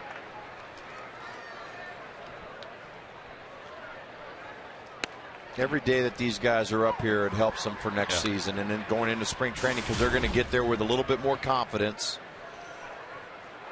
And you mentioned Turner Ward, too, who was the manager of the AA Mobile team, and he's got to be awfully proud. He managed Adam Eaton at the start of the year, along with Tyler Skaggs, Patrick Corbin. And to me, when you bring a guy like Turner in, that's a reward. A reward. But these guys, now they feel comfortable because they had this guy in the trenches in the minor leagues, and now see them all sitting around him. He's over there with his boys. And that's a comfortable feeling for these players to know that their former manager now is up there in the big leagues with them, to see them the rest of the way this season. Diamondbacks have done that over the years, bringing up some of the minor league managers to be with the major league ball club. I think Gibby's got a new buddy in Aaron Hill. I mean, they're always talking, aren't they? Yeah, it seems like it. Here's a strike. 2-2 now on John McDonald, who got that 3-run rally going in the 5th inning with an infield hit. What do you think they're talking? Gibby's laughing. Well, the problem is every time they're talking, McDonald's up at the plate. Look at Tram. He's laughing too. Yeah. I think he's holding another conversation now.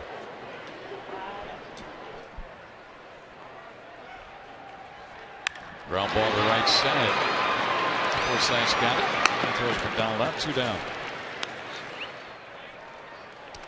Diamondbacks have the sinker ball, or the submariner. And Ziegler.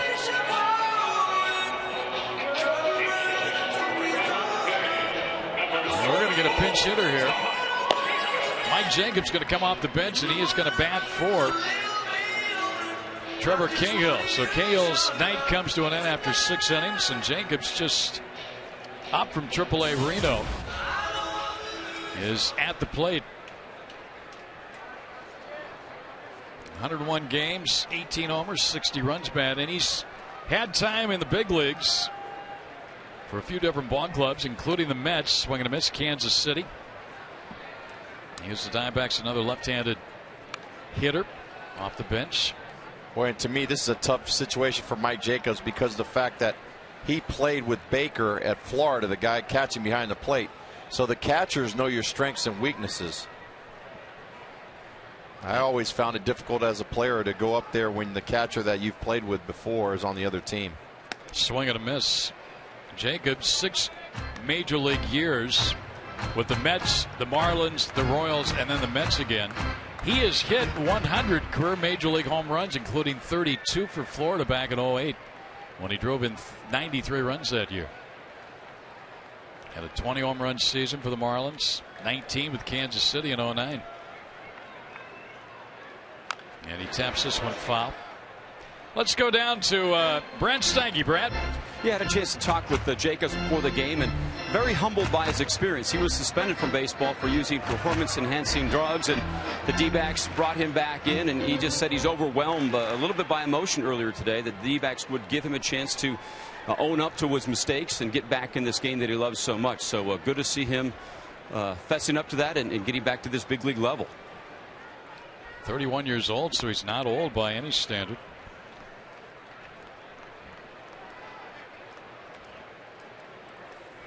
Chula Vista, California. Debuted in 2005. Mike Jacobs.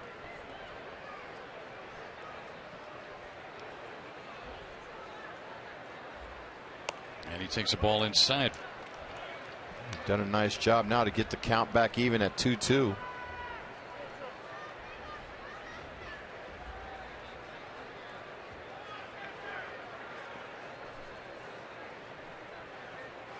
And Edison now has 112 pitches in this ball game.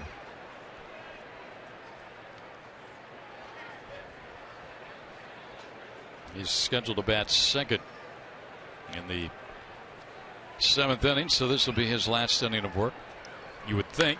High, towering fly ball on the infield for Cabrera. And he finally makes the catch, and the side is down 1-2-3. We'll end to the 7th. He backs on top 4-2.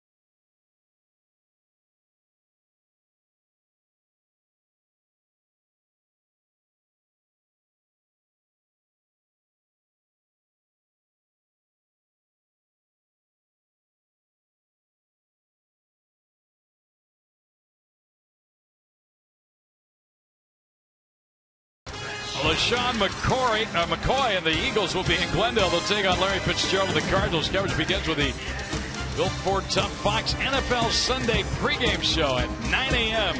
Pacific.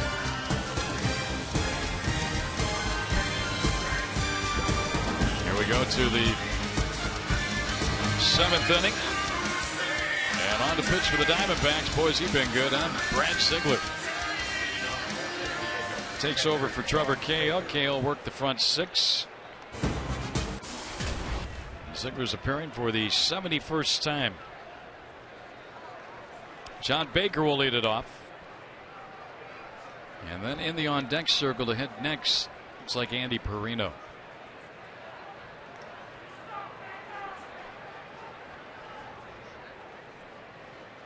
Ground ball. Hey, this one gets by Hill.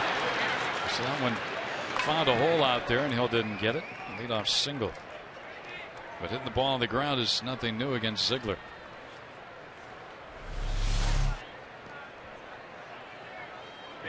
Boy, that ball was off his hands. He got just enough of it to stay up the middle with it. Saw Aaron Hill a little frustrated. He thought he could have got that ball.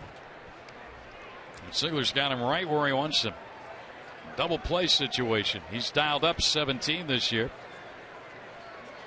Most by a reliever since Jeremy Appel had 18 for the Giants back in 09. Diamondbacks have turned 2 tonight. Andy Perino, the pinch hitter. Ball went inside. He becomes the tying run at the plate. Well, he had a pretty good year in Tucson. Hit .328. 23 doubles and 43 runs scored. This is his second time up with the Padres. Ground ball to first. Goldschmidt's got it. Out at second. Out at first. 18 for Ziegler. Third of the night. He's unbelievable. He is unbelievable at getting that ground ball double play. Very nice job sinking fastball. Couldn't have been any better. Taylor made right to Goldschmidt. Over to McDonald and back over to first. 3-6-3. Have you ever seen Goldschmidt give that fielder at second base a bad throw? No, he does. He's worked so hard at that. He gives him a great feed at second. When that shortstop's able to come across the bag and know exactly where that throw is going to be, makes it a lot easier coming across. Strike one now on Cabrera.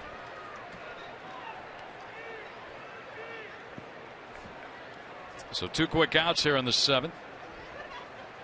And a chopper. Hill charges, gets, flips, out.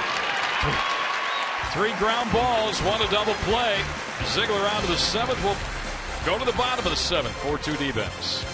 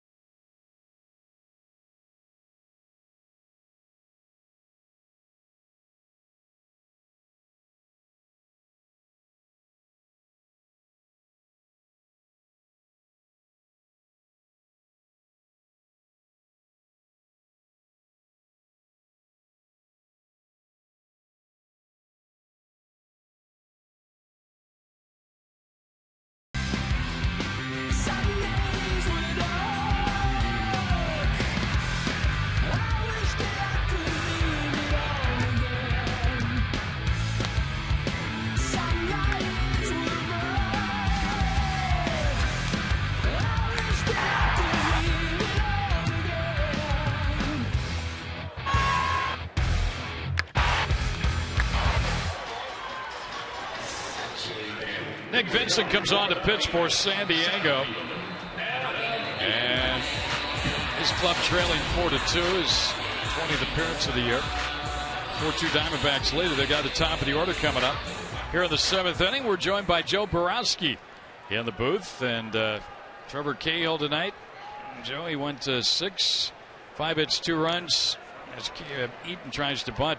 Walked 4, struck out 4, but he threw 20 of 25 first pitches for strikes tonight. Yeah, he didn't have much problem jumping ahead of guys. For me, I think where Trevor falls into a trap is when he gets ahead of guys, and it seems like he gets ahead 0-2 or 1-2, he tries to turn himself into a strikeout pitcher. And before you know it, he finds himself 3-2, 2-2. He gives the hitter a chance to get back into that at bat. Instead of just using that sinker and saying, here, put it in play somewhere and please hit it at one of my infielders. Eaton grounds out, 1 down. But he did a really good job of not letting that inning get out of control.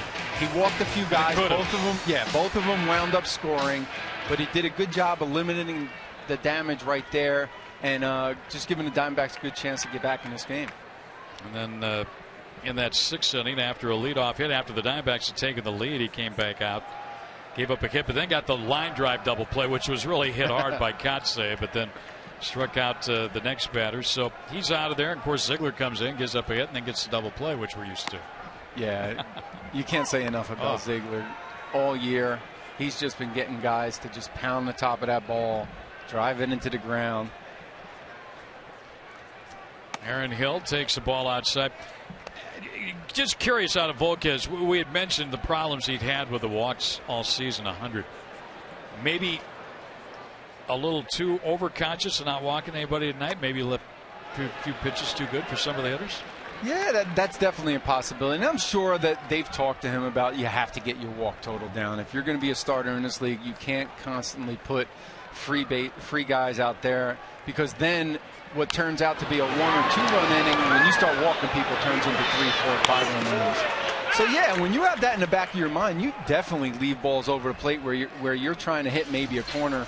Now you're thinking, well, I can't fall behind him and walk this guy, so you leave it over the plate. And to me, I think he got in trouble. Miggy hit that fly ball to left field. He got frustrated with that. Then he balked to run in, stepping off with his left foot instead of his right foot. So I think he just lost command and control of the whole game right there in that 1 inning. Guys, good to see Justin swinging the bat well here tonight. Couple of doubles, couple of runs scored. Yeah, we've seen it the past few nights, Greg, and it's definitely something. I know the Diamondbacks love to see this resurgence of power from Justin, something that we've been wondering what happened to for a while. And you just see he's taking more free and easy swings now, Gonzo. Controlled swings, yeah. I think when he tries to hit the ball 500 feet, that's where he gets a crazy swing. And that's where you see him trying to pull that outside pitch a lot, too. And I know as a pitcher, when I see that big swing like that, I am going to stay on the outside corner your entire at-bat, and I want you to try and pull that ball every single time. But you see him now, he's just doing nice, a lot better controlled swings, like you said. All right, tools of the trade presented by Ram Trucks. These are 2 doubles from Upton tonight. This one was in the 4th inning. Look at that nice easy swing. Well, you saw him bring his hands right in there. You saw that ball. That ball was tailing down and in on him. He did a great job of just pulling his hands in and getting the barrel on it. Barreled him up and hit line drives. And that's not an easy ball to keep fair right there either, Gonzo. And the one down and into that right-handed hitter. 2-2 now on Upton with Montero on deck. Don Baylor, Diamondback hitting coach, has to be pleased with what's transpired here tonight. Diamondbacks not scoring a lot of runs at home, but so far 4 enough tonight. Upton down swinging, and that will end the inning. Joe, we'll see you after the ballgame, sir. Looking forward to it.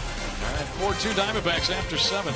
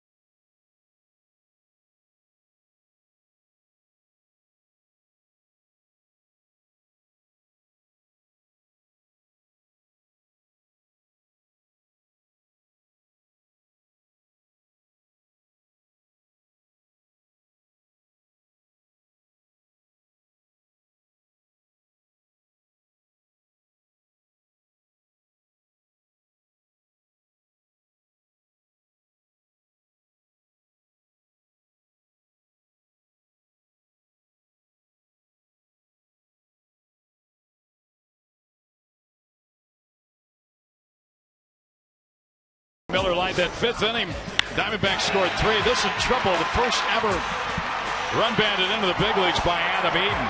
He hightailed it around in the dive into third. Then he scored on a balk. And then Paul Goldschmidt with 2 outs delivered. Go-ahead run to make it 3-2.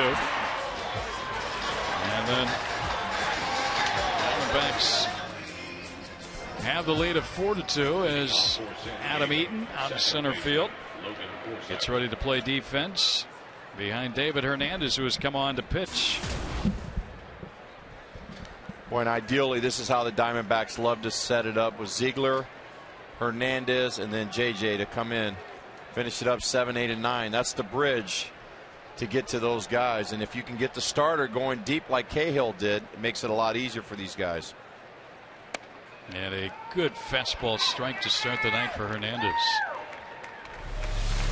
Watch this one zip right in there. Hernandez, game number 67. Swing. Strike 2.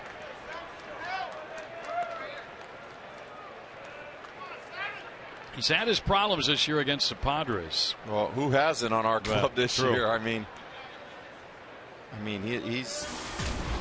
everybody else on this club has basically struggled against this team.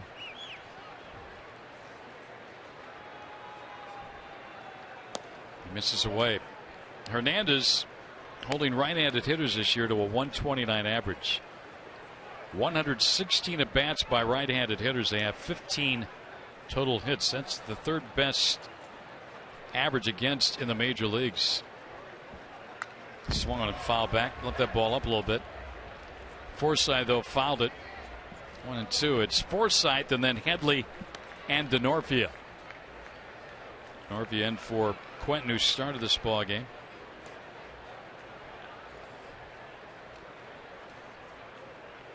Diamondbacks trying to win their 2nd straight against the Padres, and that's been no easy task here in 2012, beating this club.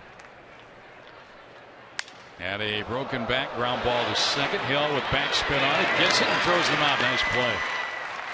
Busted bat, barrel of the bat went out near Wheeler at third base.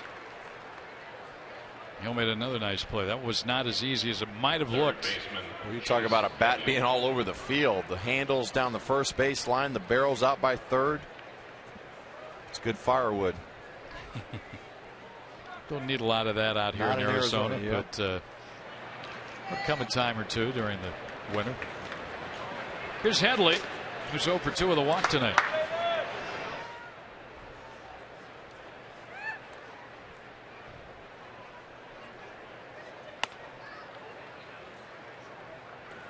Again, a day game tomorrow. We'll be on the air at 12 o'clock, 12 noon, wrapping up this long homestand.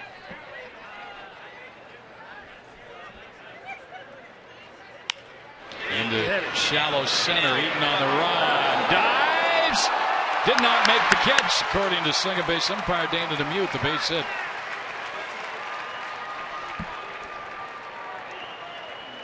When I think Eaton saw it, by the time he saw it, he got a late break on it. When you got those power hitters up there, nice try though.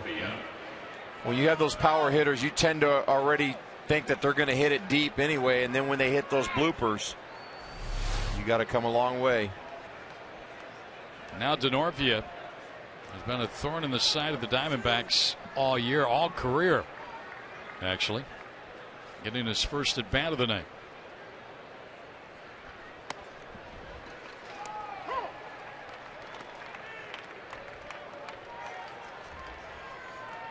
.297. I'm just surprised he wasn't in the lineup against us. Yeah. Well, they got Quentin in there tonight. Obviously, he was struggling on chasing balls in the outfield. Swing and a miss, strike 2. Well, I figured he would have played for Venable out in right field. It's this year. 405, 3 homers, 6 RBIs. Not too bad, especially usually when he hits at the top of the order. Need to only 3 at-bats in his career against Cahill with no hits. Bounces away from Montero. And Headley, we got a good read on it, gets down to second. It'll be a wild pitch.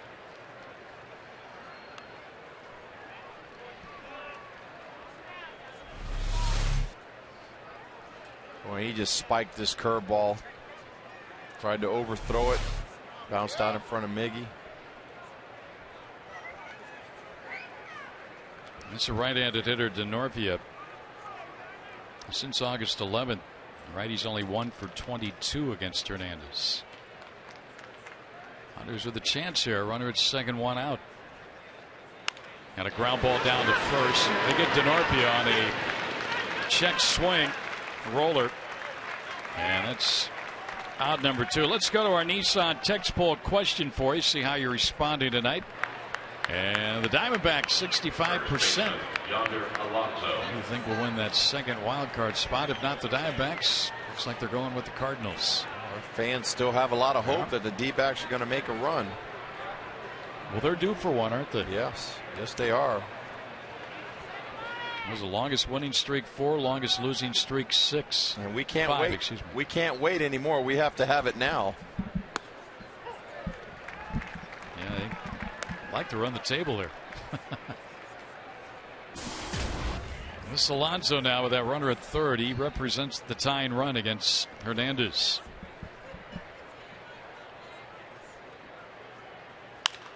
And he sends one foul down the left field line out of play.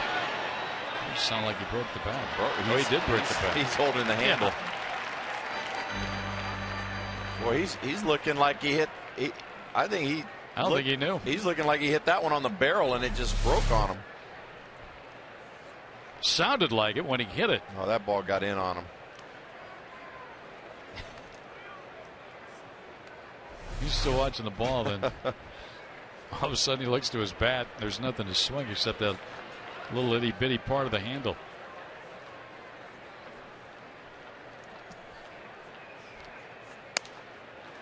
Dismissed. That's a good pitch. A backdoor breaking ball at 83.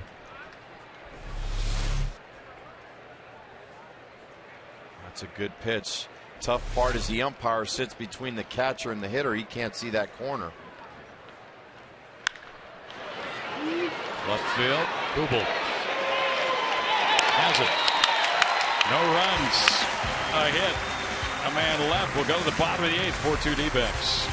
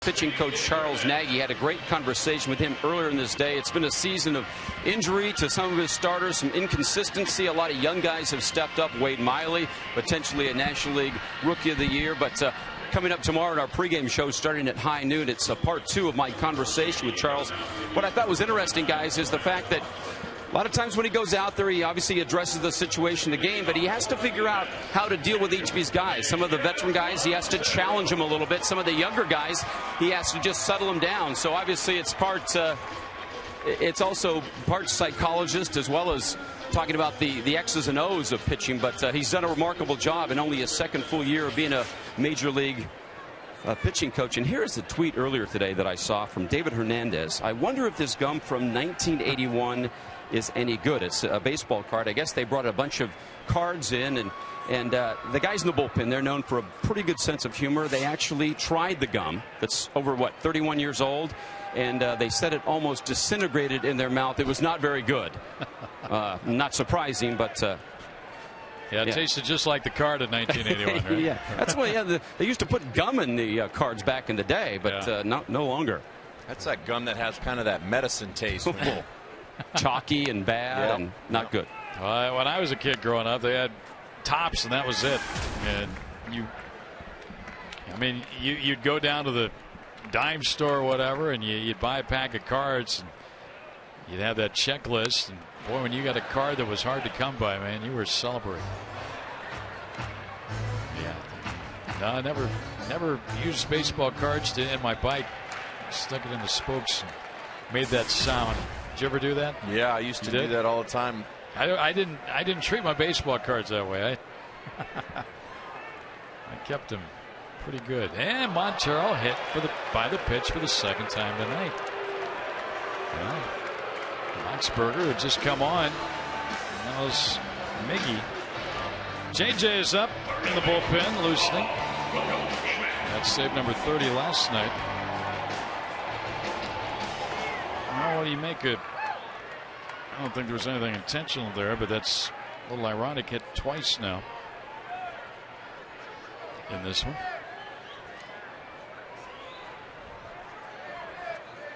Here's Goldschmidt. Down low, ball 1. Miggy now has been hit 11 times, twice in this ball game.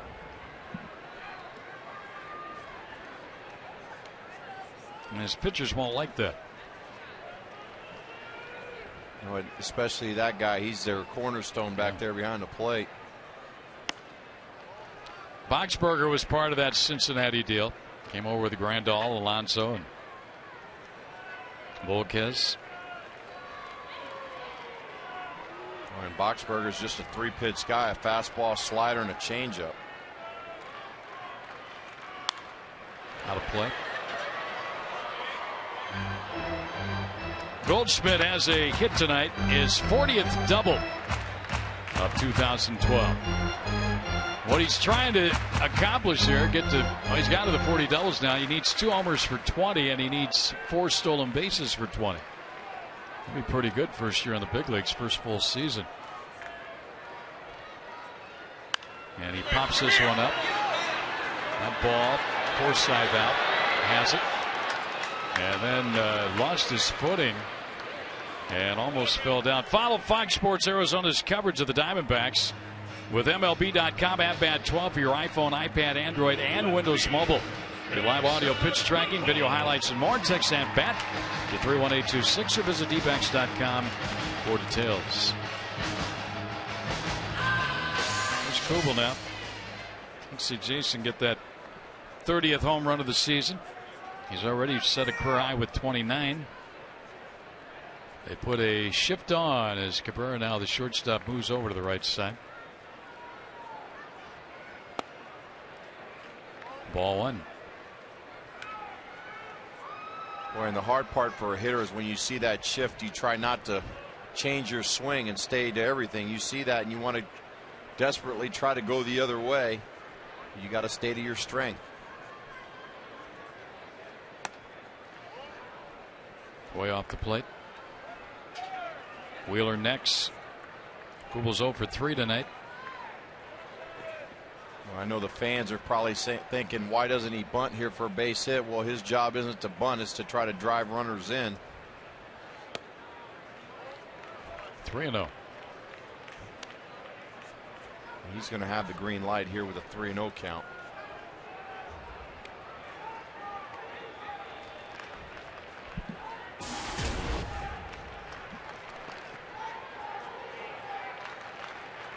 Diamondbacks about hit the Padres 8-7. And great play by Forsythe. He gets the out at first. Boy, what an outstanding play that was. Took a hit away from Kubel. Could have been at the very least, first and second, maybe first and third. Instead, it's runner at second, 2 out. Yeah, he got a good pitch to handle. They were 3-0. Forsythe just made a fantastic play on him. Boy, I tell you, since we've seen Forsythe, and again, he started the year on the DL, but since he's joined the Padres, he has really played some outstanding ball. Ryan Wheeler, the batter now, with Montero at second base and 2 down. Diamondbacks would like an extra run here.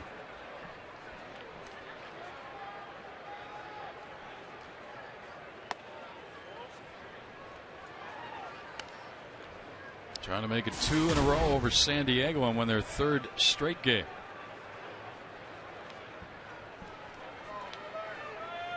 Wheeler, they've just pounded him in with fastballs and throwing a lot of breaking balls in. Fly ball hit to pretty deep right. Did he get enough? At the wall.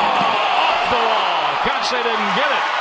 Wheeler's on his way to third, and he will be in with a triple and a score. An errant throw went into the dugout. Wheeler comes in. And it's 6-2 D-backs. I think he's going to get a triple, and then the error will score in. Boy, he just missed a 2-run homer there. Well, they tried to come in. That fastball just went out. He had a nice, easy swing. Elevated the ball to right field. Kotsay trying to get back. Kind of alligator arms it over by the wall. Or the hard part here is the pitcher's supposed to be backing up third base, and he was basically standing between third and home watching the play. A triple, a run batted in, and an error on Forsythe. And the Diamondbacks lead goes to 6-2. And we have tacos. 6 or more. Taco Bell gives away 3 free tacos with the purchase of a large drink between 4 and 6 p.m. the following day in participating locations. Well, you go back this homestand, and the Diamondbacks, for the second time, supply the fans with tacos. That's it. Inning over, but the Diamondbacks get a couple, add to the lead. They now are on top 6-2.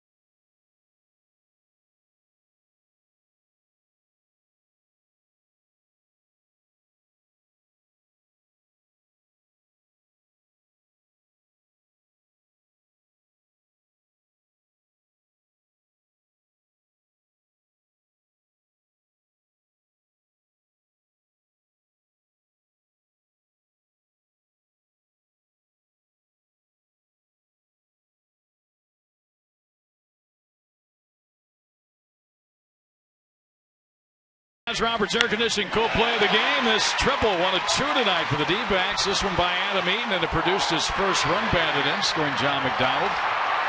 And then Eaton scored on a balk.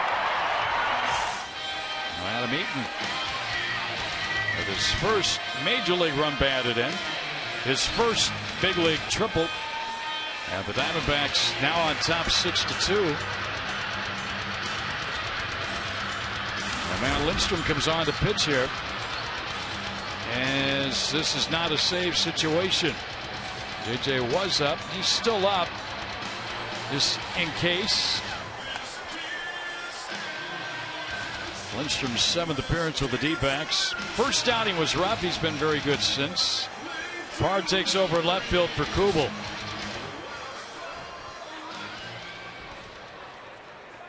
Here we go to the 9th. Padres are going to send up Kotsay. And then Venable and Baker, if anybody gets up the pitcher's spot. Trevor Cahill 3 outs away from winning his 12th game. A happy young fan right there.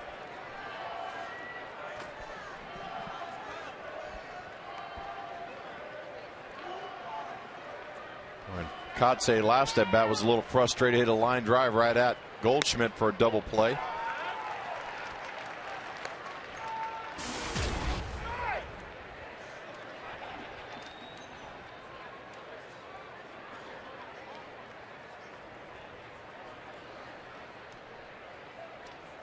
Ball inside.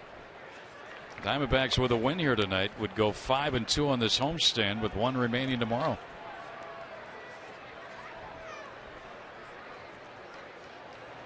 And would get back to the 500 mark.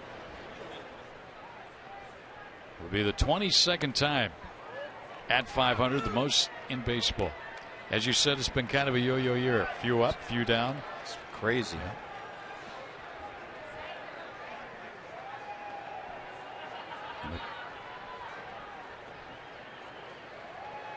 You are winning the games now that you have to keep winning. Unfortunately tonight, Diamondbacks really didn't get any help. St. Louis won.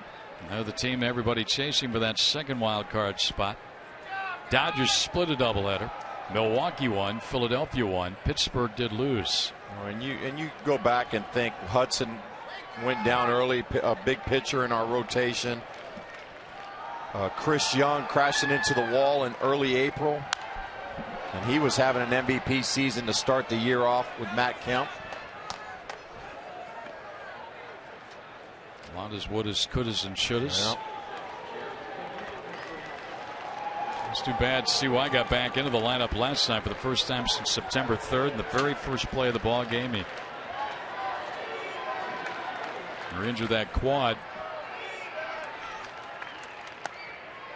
Now the Cats gone full 3-2 here on Kotsay. Well, you certainly want your team to win the division and try to get to the World Series, but at the same time, we found a Wade Miley, who's a contender now for Rookie of the Year, and we've also been able to bring these young left-handed pitchers up to see what they're capable of doing, and they're gaining a lot of experience being here, playing a lot of teams in the National League West. And we'll see one tomorrow. Skaggs pitch, ground ball to second. They're line at first. One out. Everyday heroes are around us. You can nominate a person or an organization that's inspired you with their acts of selflessness in our community. To submit their name, visit valleychevy.com and facebook.com/valleychevy. Winners will be chosen to appear on the Diamondbacks Live pregame show. It's Everyday Hero, presented by your Valley Chevy dealers. That's that happy couple. I think, didn't they get engaged earlier today? Believe, the proposal. Have we ever had one turn down a proposal? I don't think so. Ground ball to first. Goldschmidt's got it. Venable's out number 2 in the 9th. Diamondbacks an out away. And trying to make it 2 straight over San Diego. John Baker, last chance to keep it going for San Diego. He's going to have a little conversation with Miguel Montero. I have a feeling Miggy might have started that conversation. What do you think? Yeah, what are the chance. odds? Ground ball to first. Diamondbacks a winner here tonight. They've won 2 straight over the Padres. They're back to 500. 5-2 on the homestand. Cahill wins his 12th. Goldschmidt got his 40th double of the year. Upton a couple of doubles. Montero RBI double. Adam Eaton his first major league run batted in. Not a bad night's work. And a win for the D-backs here. They'll try and make it 6-2 on the homestand. tomorrow with a win in the day game. Let's go out to Jody Jackson and Joe Borowski. Guys, take it away. All right, thanks a lot, Greg. We're getting set for Diamondbacks Live, presented by CenturyLink, our post-game show. And, Joe, good to see 6 runs by the Diamondbacks offense, and we will break down the offense, but I know you want to talk a little pitching, don't you? Yeah, I'm very impressed by Cahill managing this game. There were some guys on, but he got out of the trouble, and it's great to see that bullpen still dominating like it did all year. Bullpen fantastic. The defense good as well. We'll have it all for you on our post-game show. Stay with us after the break as the Diamondbacks do get back to 500 after tonight's 6-2 victory over the San Diego Padres. The Diamondbacks with 6 runs tonight, and they'll look for a sweep tomorrow, a day game. But first, we've got all the details from tonight's win on our postgame show.